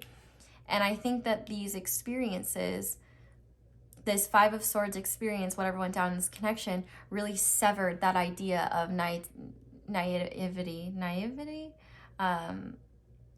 of being naive. It's honestly kind of what the dolphin needed to upgrade from that page to that king. It severed that innocence, that naivety, that, I'm definitely not saying that right, that hesitation to be something, to give somebody the benefit of the doubt, or believe that everything will always be sunshines and rainbows, or that, I don't know, there's just a lot of things that I feel like the dolphin didn't see about themselves and about life and about love and about situations. And this Five of Swords moment really severed that innocence about those sorts of things, and the blind belief that things will just work out, like the first go around or the very first time. Because I do feel like for a lot of people here, like, this isn't over, because I feel like if this is a separation situation, you both are actively manifesting each other. And I feel like it's interesting that the leopard is looking at the otter, because it's almost like the otter has to turn around and face the things that they've been avoiding in order for this to come back into fruition. Because I feel like the dolphin's just vibing. Like, the dolphin's just over here like, hey, you know, I'm wayfaring. I'm doing mystical shit. Like, I can't talk right now. I'm doing hot dolphin shit. But, like, the otter is needing to be patient and find that balance within themselves. But essentially, I think the otter needs to be able to face what they've done. And if the otter's the one that did it, I'm sorry, but, like, all signs speak to the otter. So if you're the otter, I'm sorry, I could be wrong, but it does seem like maybe something the otter did severed this. But at the end of the day, it doesn't matter who severed it. What happened here? This Five of Swords is once again bringing back that idea of personal power. That otter needing to take accountability and see the truth for to see how maybe selfish actions can hurt other people, even though that's not the intention. Because I don't feel like the otter ever wanted to hurt or do anything to the dolphin, but I think the fear of facing the truth, I feel like maybe the otter didn't tell everything to the dolphin about what was going on. But I feel like the otter was in a very, like, scared place, and they were just really anxious, and they didn't know what to do, so they just avoided it. And it was always meant to happen like this, is kind of like what I'm getting. But the otter is learning how to find balance within themselves. They're learning from their mistakes. Both of these people are learning from their mistakes and actively working on them to create the life that they want, no matter what's going to happen here, no matter if this connection is over and done with, buried, done, whether it's just happening. I'm sorry if it's just happening and you're fearful. Please don't be. Take what resonates, and this doesn't necessarily have to be. I read the energies that feel like the most heavy, and so I will also point out things that I can see for different situations, because it is a general reading. But for, like, the heaviest situation that I'm getting is, like, two people in separation, because the Magician is indicative of high-level soulmates, and I feel like both people are starting to prioritize what's important to them, so that they can create the life that they want. I feel like both of these people want to live a life that is comfortable, that is happy. I feel like they want to have a solid family life.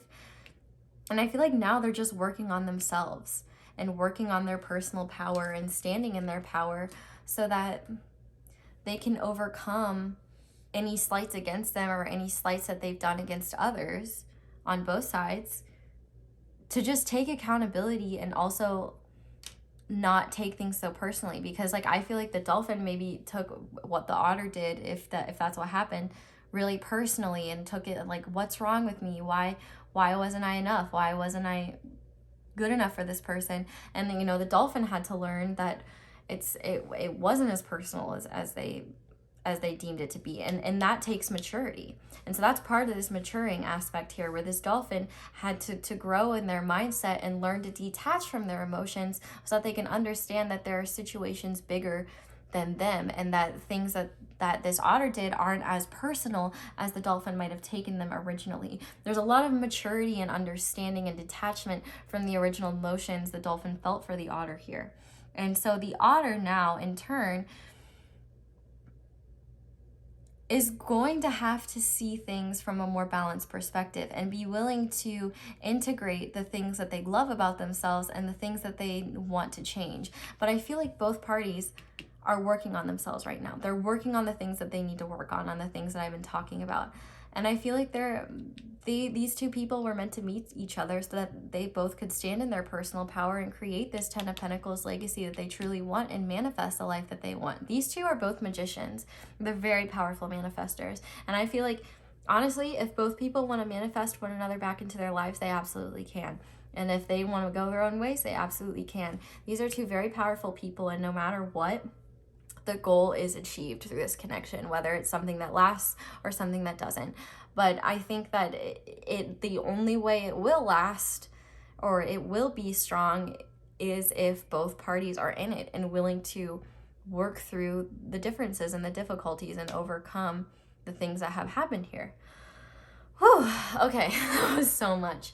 I guess one more thing is that the otter might have a level of cynicism to them when it comes to just love and relationships. And so I think that this connection is also meant to help them maybe see more hope in that and let down their walls a little bit and find balance and shit. Okay, I feel like I just talked for 7 trillion years. So we're gonna go into channel messages now. And what we're gonna do is we're gonna see what the dolphin would say to the otter and vice versa. And then the channel messages that go down the middle are what these two would both say to each other, and it's kind of like mutual feelings sort of thing is what I was going for. But what would the dolphin say to the otter spirit? I'm exhausted. Maybe they're exhausted with like holding on to this connection or something, if they have been. Or yeah, maybe they're just tired. Maybe they're just tired. Let's see, what else would the dolphin say to the otter, please, spirit? Okay. So we also have, your family won't approve of me. Yeah, so there's that family energy again. I'm not ready for commitment, but I think you're the one. That's interesting because I honestly feel like this would apply to the otter. So maybe I've mixed up the energies a bit if you feel like that. On the back of the deck, we have I'm still healing. But, you know, maybe the dolphin is realizing what they thought they wanted, maybe they're not ready for it. Maybe they're in a place now where they're not ready for something like this. They're not ready for a contract. They're not ready for commitment. But clearly, this dolphin still sees something really special in the otter. Let's see what the otter would say to the dolphin. So, spirit, what would the otter... Okay, we have 4 again. We have, I love your body. I want to take care of you. Your soul is so beautiful. And I'm grateful for the lessons you've taught me. And then on the back of the deck, I want to prove myself. Interesting. Okay, so let's see what you both would mutually say to one another. So spirit, what are the mutual feelings here? What would both parties say to one another? I have so much that I want to say to you.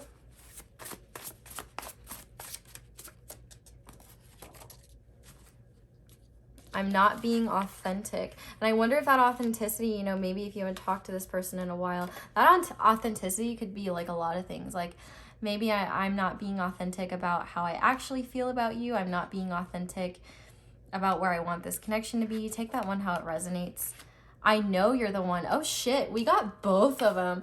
Oh my God. Okay, we also have I'm embarrassed by my past behavior. So definitely, I think maybe both people did things here that were wrong. Sorry if you're the otter and I gave it to you a little bit worse than the dolphin. It's just the dolphin, I think, has done a good job of overcoming a lot of the things that they struggled with. Not that you haven't, or if you're the otter, not that the otter hasn't, but like the vibe that I'm getting is that, you know, both parties did things that they weren't proud of, but I feel like the otter was maybe more so the catalyst for creating the conflict in the first place, and like the dolphin maybe didn't help it, if that makes sense. But I think that there was triggering shit on both sides. But it just take what resonates and don't hate me too much. It comes through me, not from me. Except the puns are kind of from me. Okay. So one thing that's interesting is that, you know, on this side we have I think you're the one, but over here we have I know you're the one, and that's a mutual. And so I think that deep down there's an inner knowing that both of you see something really special in one another, and you're the one, like with that Magician and that 10 of Pentacles, like you're the one I want to build a life with. But I think that's dependent on both people choosing that. And both people wanting that. So I think it's going to depend for every situation. You know, this might be something that you move forward from, or maybe this is acknowledging a past situation. But I think this is really interesting because like asking why you met someone really opens the doors for a lot of different possibilities of types of connections. So I'm definitely interested to see where you'll fall in that. But we are going to get some letters and numbers now. So Spirit, pile 3, what letters and numbers apply to pile 3? Okay, so we have 0, we have 9, we have an O, we have a G, we have a V, we have an E, we have a Q, we have 2 9, no, we have 3 9, so 999 or 666. I'm going to keep it 999. We have 2 5s. We have a 7, we have an 8, and we have a 3 and a 0. And then G, Q, O, V, E. The only letter we're missing is L. L for love.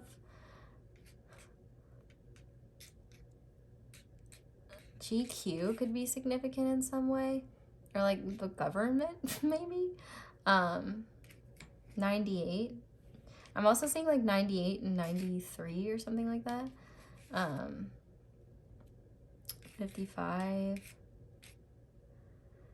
But yeah, I think that's all I'm seeing for you guys, pile 3. Thank you guys so much for watching this all the way through. If you did, you guys are definitely troopers for doing so, because I don't know how long this reading lasted, but I'm about to look and I'll probably be very shook.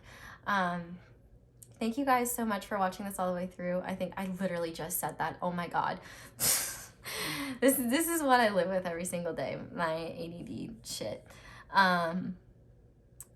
If you enjoyed this video and weren't turned off by my puns or lack of direction when it comes to channeling, I would love it if you left this video a like, and if you haven't already, subscribe. Thank you guys so much for letting me read your cards. I hope you all have a wonderful day or night whenever it is that you're watching this. I hope this gave you some clarity, and I hope you'll come back and see me again soon. Bye. Hi there, pile 4. If you guys chose the cute little fluorite ghosty ghost, this is going to be your reading on why you met the person you are thinking of. So wow, these readings have definitely been very long and very interesting. But essentially what we're going to do to make sure this is your pile, so you don't have to sit through an entire reading to figure out if this is your connection, I'm going to look at the energy of the connection first using these cards, and then we will use tarot to see why you met your person, why they met you, why you both met each other, and then we'll do channel messages from the both of you, and then mutual channel messages, and then letters and numbers, and then we'll be done. So yeah, big, long, juicy reading. Just big, yeah, there's a lot. Okay. So to start with the connecting energies between the both of you, we have number 12, Black Moon Lilith, Mystery, and number 20, the Heart Chakra, Play. And then the first person in this connection is being represented by the Nightingale, and their energy towards the connection is green. And Jesus, chill. And we have the Angel of Love. And then the other person who simply cannot chill is the Stingray, or I guess, should I say the other creature? And the Stingray's energy towards the connection is make-believe and patience. Okay. So this is really interesting because the connecting energies between the both of you are something so light and so dark that it's just quite an interesting juxtaposition, fellas. I'm not gonna lie. So obviously you're both connected at the heart chakra, which immediately indicates that there's 1, feelings here, and 2, a lightness and a joy that you both have around one another that's really unparalleled. I do feel like you both make one another very happy and you have a lot of fun together. With the dolphins here, I feel like there's an intuitive emotional understanding of the other. Maybe just an intelligence, you both are on the same intellectual wavelength is what I was thinking. But I think that when you both are around each other, you like to keep things light, or maybe in the past. The hard thing about this reading that I have noticed is that because this is like, why did you meet this person? There could be pretty much anything. So it could be a past connection, it could be a present connection, it could be a connection in separation, it could be a connection that just started, it could be a connection in the future. There's just so many. So forgive me if I switch up the tenses a ton because I'm just channeling so much shit. So the interesting thing about this connection is despite how lighthearted it is, something lurks. And so part of me wonders if this Black Moon Lilith is relating in some aspect to the fact that these people are in separation and this connection, not to be cheeky, is haunting one another. But I also think that this is the juxtaposition of light and dark. There are definitely shadow aspects in this connection that weren't addressed or haven't been addressed or that need to be addressed. Lilith can also, okay, first of all, did you know Lilith's name means night hag? I think that's so cool.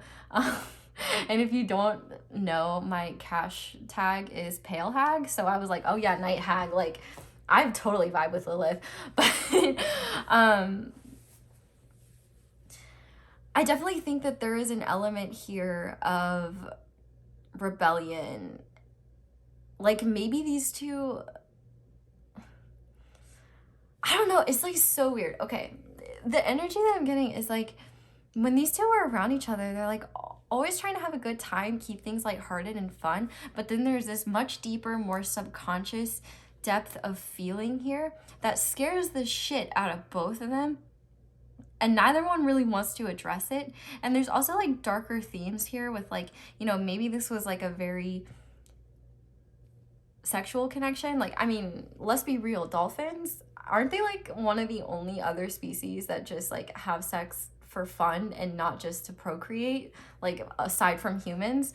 So, I mean, you could take that play in a cheeky way, but I mean, this is the heart chakra, not the sacral chakra. So you know that there's deeper feelings, even if this was just a very friends with benefits-y connection, or is a friends with benefits-y connection. There's this darker feeling in both of them lurking that's been unaddressed, and maybe that's the truth of one another's feelings. Maybe that's the truth of what to do about this connection. But what's interesting is we'll start with the nightingale, who's being represented by air here. The nightingale has a disconnect between their mind and their heart. And this disconnect is not allowing them to speak their truth and speak up about what they believe. But their energy towards the connection is green, so the heart chakra. Maybe they think about this person if they smoke the green. Or they like, I don't know, smoke the green to avoid thinking about the stingray. But the thing about this card is that it's the last card in this oracle deck.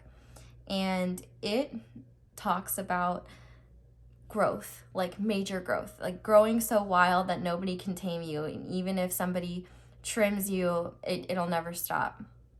So I think that this references the feelings that the nightingale has towards the stingray and the fact that they're just ever growing and they simply do not stop.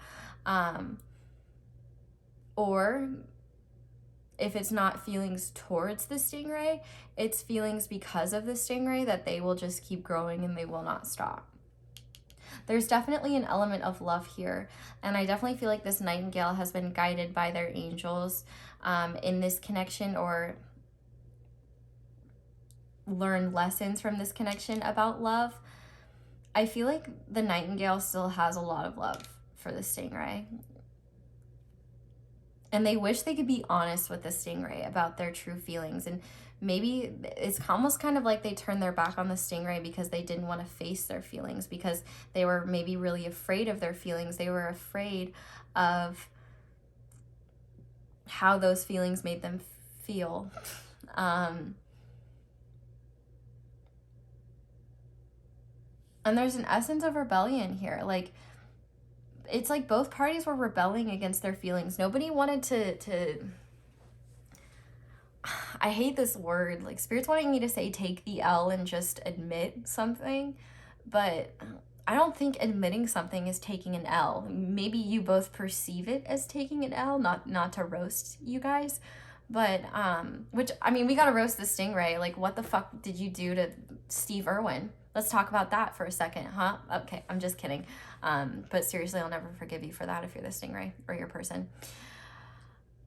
Other than that, the stingray talks about developing a spine and developing confidence.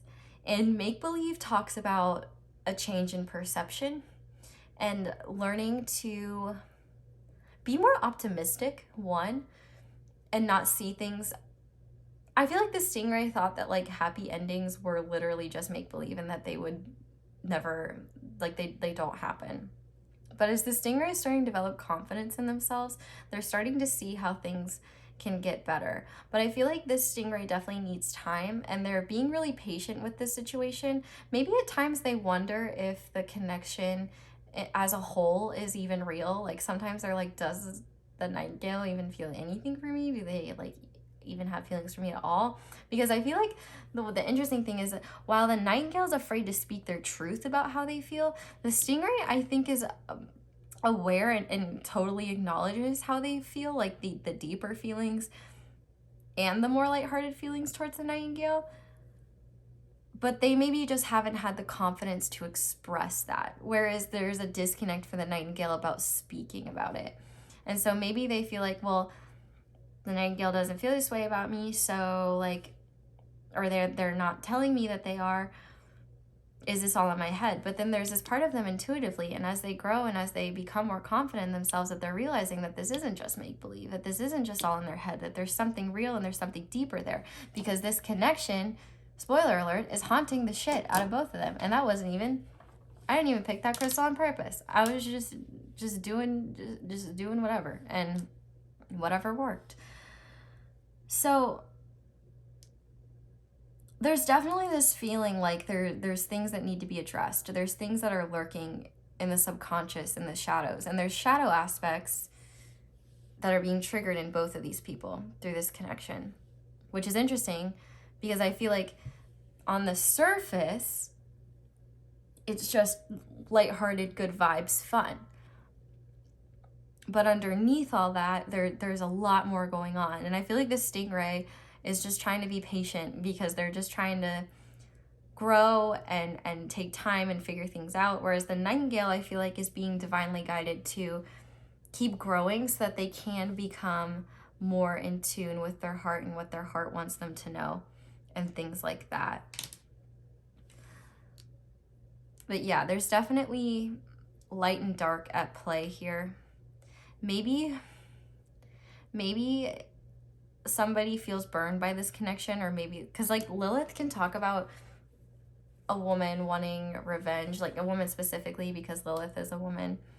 It doesn't have to be a woman, but maybe someone with really heavy feminine energy wanting revenge or wanting like retribution or something. But that's honestly not a vibe that I'm really picking up. If it is, it's totally valid. But it's just not a really heavy energy. I feel like if anything, both people here want peace. And I feel like it's more so like the reason why this came up is because there's just something lurking. And I think it's the truth and the way these two feel about each other that needs to be brought out for this energy of like weirdness, of this like haunting energy to go away, to stop lurking, essentially. But I feel like the nightingale is learning a lot about love, and I feel like they have a lot of love for the stingray, and the stingray the same. But like the stingray just needs time and patience to really just keep growing, while the nightingale needs time to also keep growing wildly and figure out how to speak what they feel in their heart, so that both people here can be authentic. Okay, let's look now and see what these two high rollers, the Nightingale and the Stingray, are going to learn, or are meant to learn, or will learn, or have learned, whatever tense you want to use.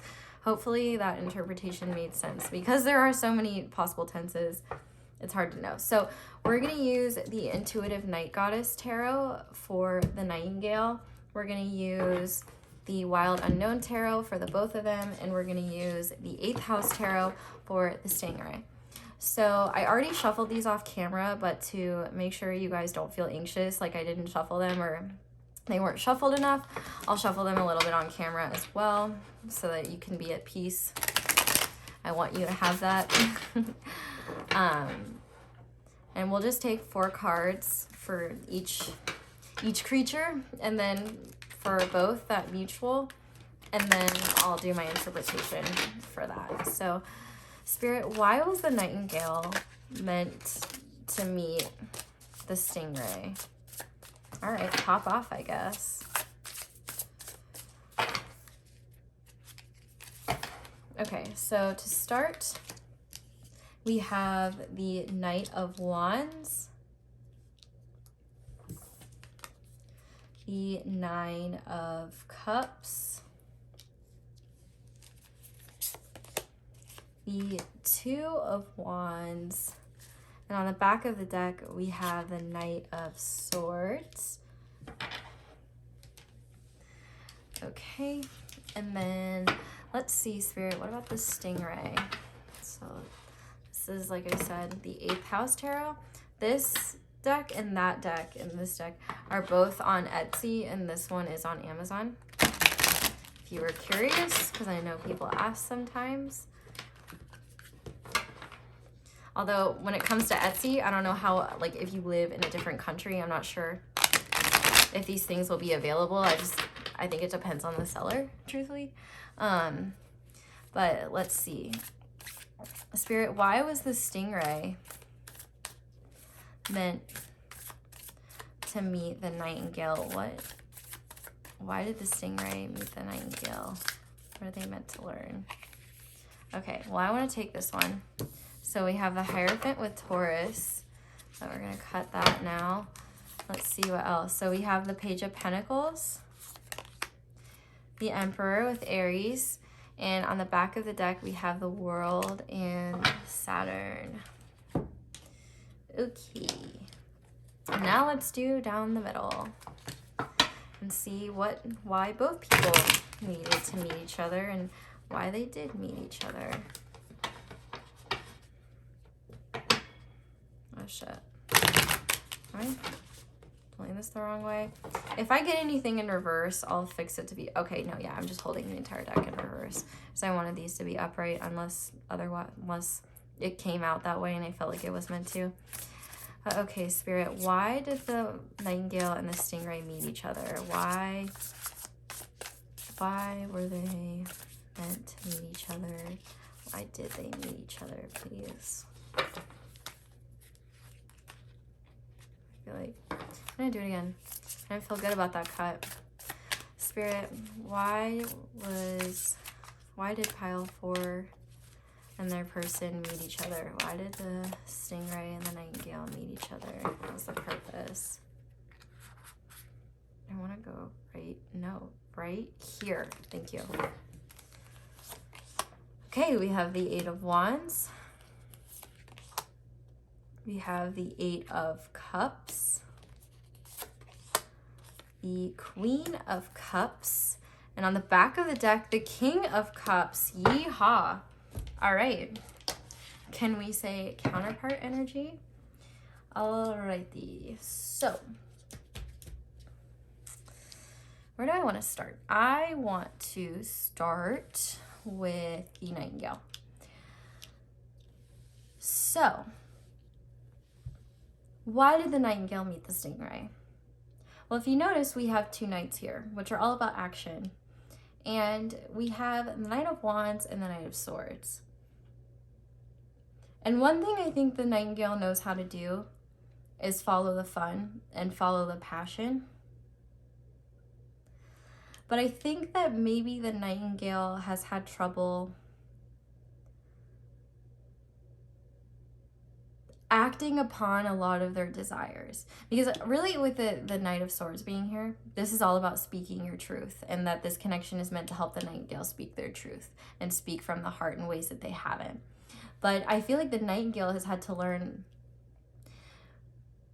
what inner fulfillment really is to them. With this Nine of Cups here, I feel like they've always chased what makes them happy, what makes them feel passionate, but I feel like they haven't had an awareness of what actually fulfills them. Like they're able to find things that make them happy in the meantime, and that satisfy them and that they enjoy, but in the long run they feel like they're not getting much out of it.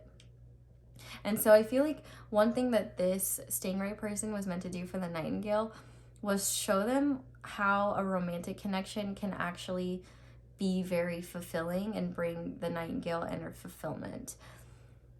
I feel like also maybe the Nightingale is comfortable with keeping things like physical and playful and fun.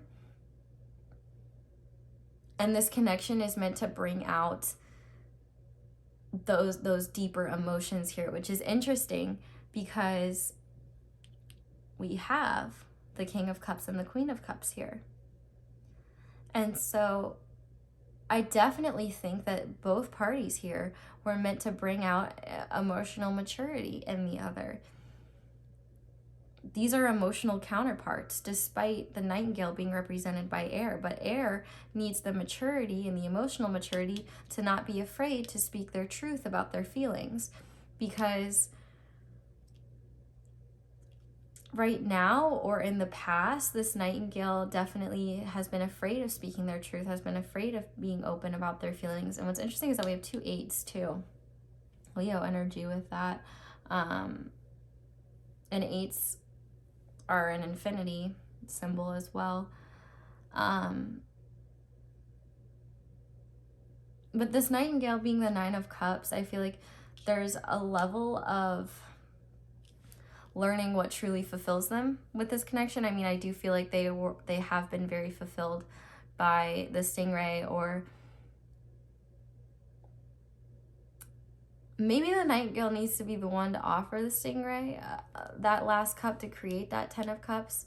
Or the Nightingale, part of the reason why the Nightingale has met the Stingray is because they need to learn to accept love and accept an Ace of Cups, a new beginning, to create a 10 of Cups. But right now I feel like they are more focusing. They're learning how to focus on their fulfillment. And honestly, with this 9 of Cups, it's funny because this has popped out a lot, and the 9 of Cups typically talks about wishes coming true, inner fulfillment, shit like that. But like the vibe that I'm getting is that this is a lot more about self-love, because I feel like the Nightingale hasn't seen their worth, and the fact that the Stingray has feelings for them and like this whole connection is even a thing has increased the Nightingale's self-worth. But I'm definitely, if any difficult things have happened here,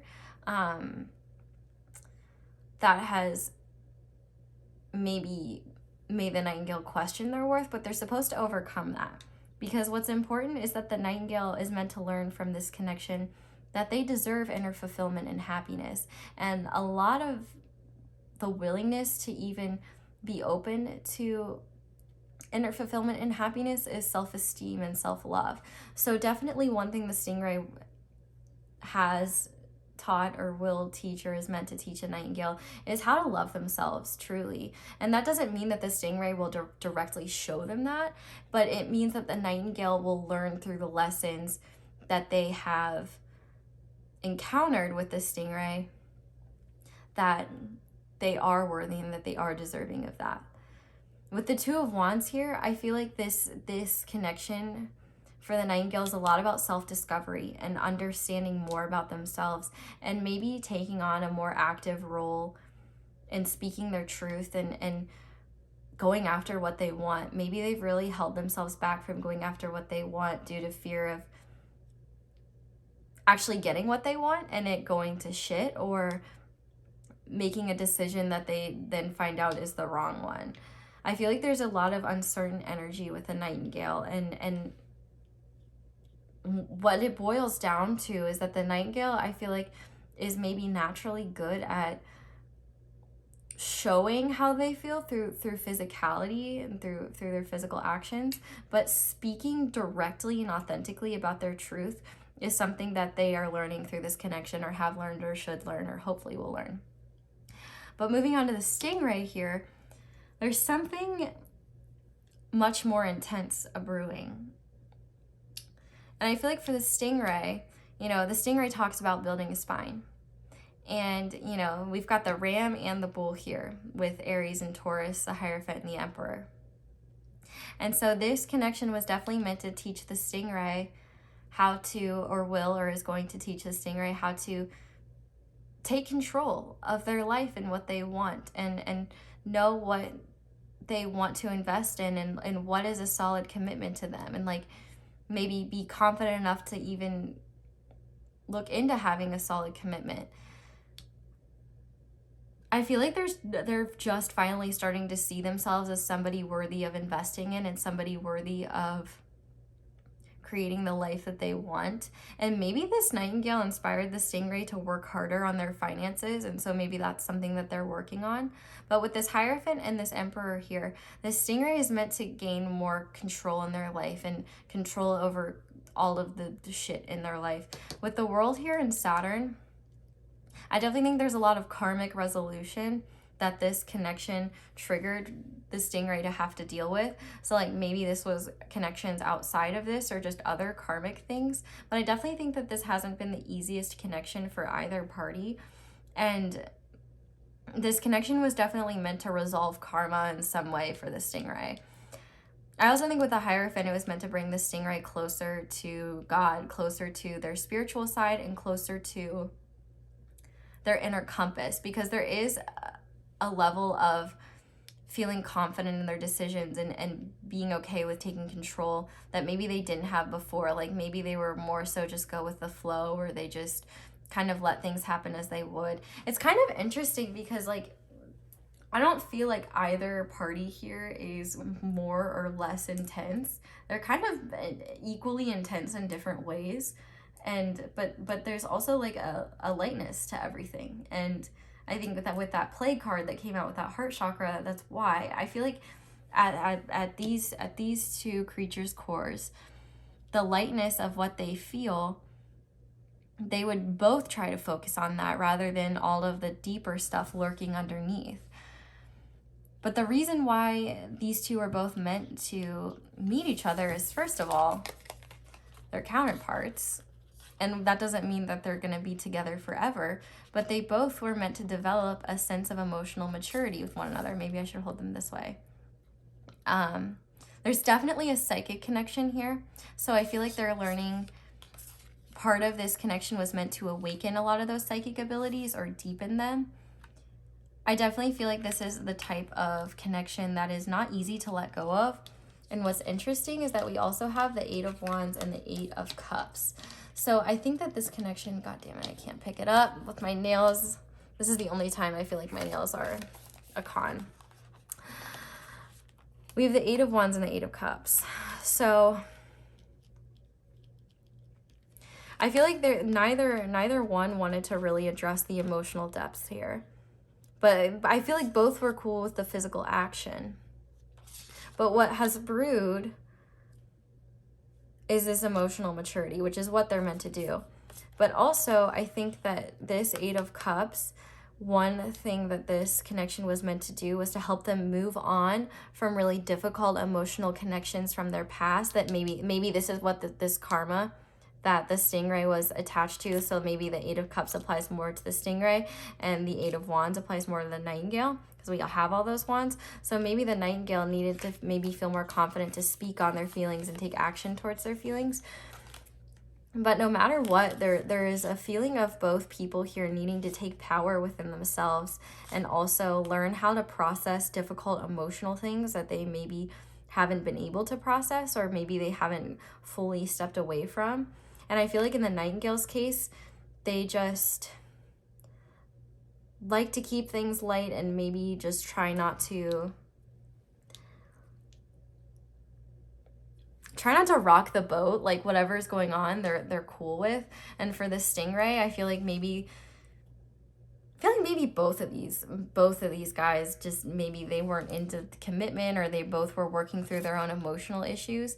But I think impulsivity and working through past emotional trauma or like difficulties is something that this stingray and the nightingale have brought to each other.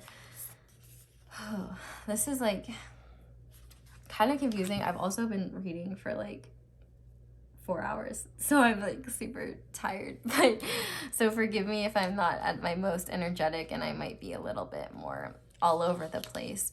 But I think that the reason why they were meant to meet each other is to develop themselves emotionally and learn how to take action towards the things that they want, build that spine, get closer to their own spiritual side, speak their truth, and also learn how to work through those difficult emotional things that really hold them back from feeling confident and hold them back from speaking their truth. I feel like both people here have had really difficult past experiences with love.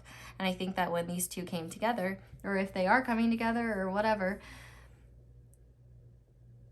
there was a difficulty in these two being authentic with one another for different reasons. And so I feel like it created this massive energetic blockage, even though these are so mirrored. And honestly, because the energies are so intermixed, you might find that the stingray and the nightingale apply to you, or vice versa, or maybe aspects of the stingray are more the nightingale, or maybe and vice versa. Really just take this one as it resonates, because at this point I'm so tired and I'm just trying to keep my brain straight. So I'm trying to see if I can pick up on anything else. Really, overall, I think that this connection is something that's still budding, is like what I heard. But I think that this could also just be as well the lessons. There's a lot of like individual lessons and maybe less so tons of giant main ideas. But I mean, like the giant main ideas are emotional maturity, acting on the things that you need to act upon, whether it's gaining confidence and moving away from karmic situations, or it's acting upon speaking your truth and acting upon what makes you happy and making the choice that makes you the happiest. No matter what, I think that there is an emotional depth here that's worth exploring if it hasn't been. But I think Spirit brought you two together because you are counterparts in this way. And if you haven't been able to express that, I feel like Spirit is hoping that you will be able to move on from the things that have harmed you in the past and that make you both afraid from opening up, and will take action to open up in the future.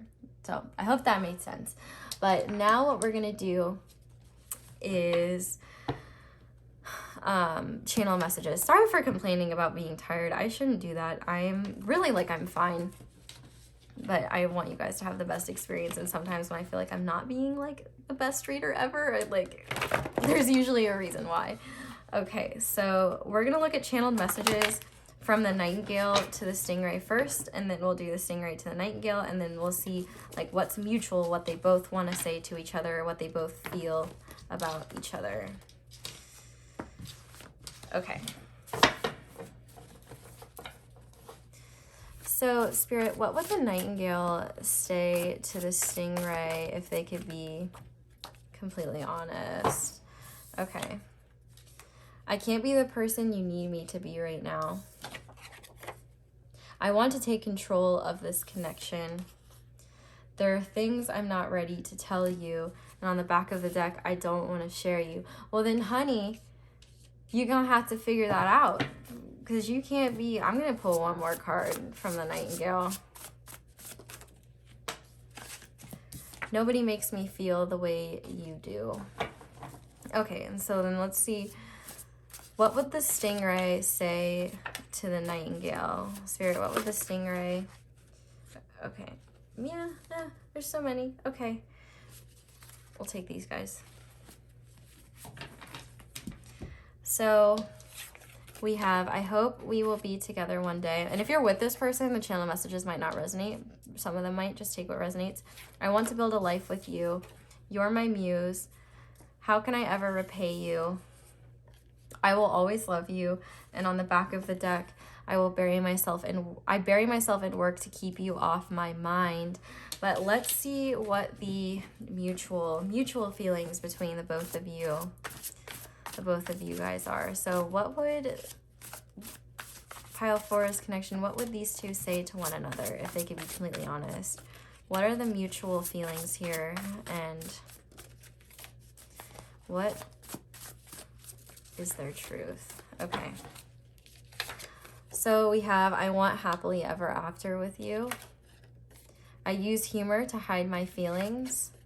I'm still healing. And on the back of the deck, I get lost in daydreams about you. So yeah, I think this is definitely very fitting. It's like two people that are really just trying to work through their own shit. And unfortunately, that might make an impact on the ability for these two to be vulnerable with one another and create that vulnerability.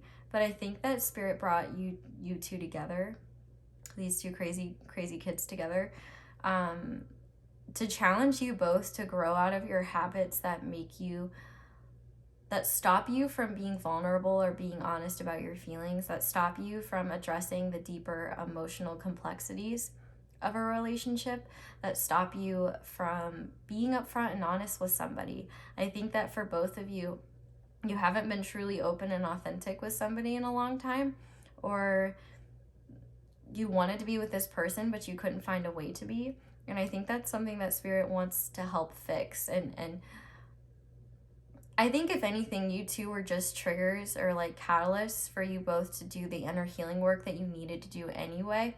But maybe you two kind of helped speed that process along, which Spirit did by bringing you two together. So I'm going to get you guys some letters and numbers now and see. Okay. Oh my God. Okay. Well, just half of the bag spilled out. So I'm going to redo that. That was like overwhelming. Well, V and E fell on the floor, so I'll take them. So E and V. I've been watching Evangelion, or Neon Genesis Evangelion, if you've ever seen that show. That just made me think, get in the Ava, Shinji. If you've never seen that, you'll have no idea what I'm talking about, but that Eevee just like made me think of Avas. But okay, Spirit. Oh, and you know what? Oh my God, you know what that show talks about? It talks about the hedgehog theory, which I have. Speaking of fluorite, which you guys chose, I also have this little fluorite hedgehog. And so the hedgehog theory is that, hedgehogs might want to be close together because they want to feel the warmth of another hedgehog, but the closer they get, the more likely they're going to get pricked by the other hedgehog's spikes. So it's like this conundrum where the hedgehogs want to be close, but when they get close, it hurts or they get pricked. So this could definitely be a hedgehog situation where you both want to be close to each other, but you both are afraid of getting hurt, or that was the case when you were together, or whatever that may be. So yeah, maybe that's why that happened, or why I made that connection. But let's see, letters and numbers for pile 4, Spirit. Okay, let's see. We have ho. We have hose or we have shoe. Take your pick. We have a G, so we have G, S, V, E, another E. So we have 2 E's, an H, a V, O, E, G, S. We have a 4. We have a 5, we have a 0, and then we have 3 6s or 3 9s or 969 or 696, however you freaks want to see that. But yeah, one thing that's interesting that I noticed is that all of these letters are anything but green, which you had a lot of in the beginning, and that seems like the green is what you're not willing to address. But pile 4, I think I'm going to leave this reading here. Thank you guys so much for watching this all the way through if you did. I hope this like made sense, and I hope that you got some clarity from this. I hope I didn't make you more confused. But thank you so much for watching this and letting me read your cards. If you enjoyed this video, definitely leave me a like, and if you haven't already, I would love it if you subscribed. I mean, if you made it through one reading that's this long, you're a trooper anyway. Yeah, definitely let me know in the comments how this resonates, or if it does at all, because I know this was like a bit of a different format for me, but you know, I always be experimenting with things to see what kind of information I can get. But yeah, thank you guys so much for everything. Especially thank you for 80,000 subscribers. You guys are amazing, and I like can't even comprehend that. I hope you have a wonderful day or night whenever it is that you're watching this, and I hope you will come back and see me again soon. Bye.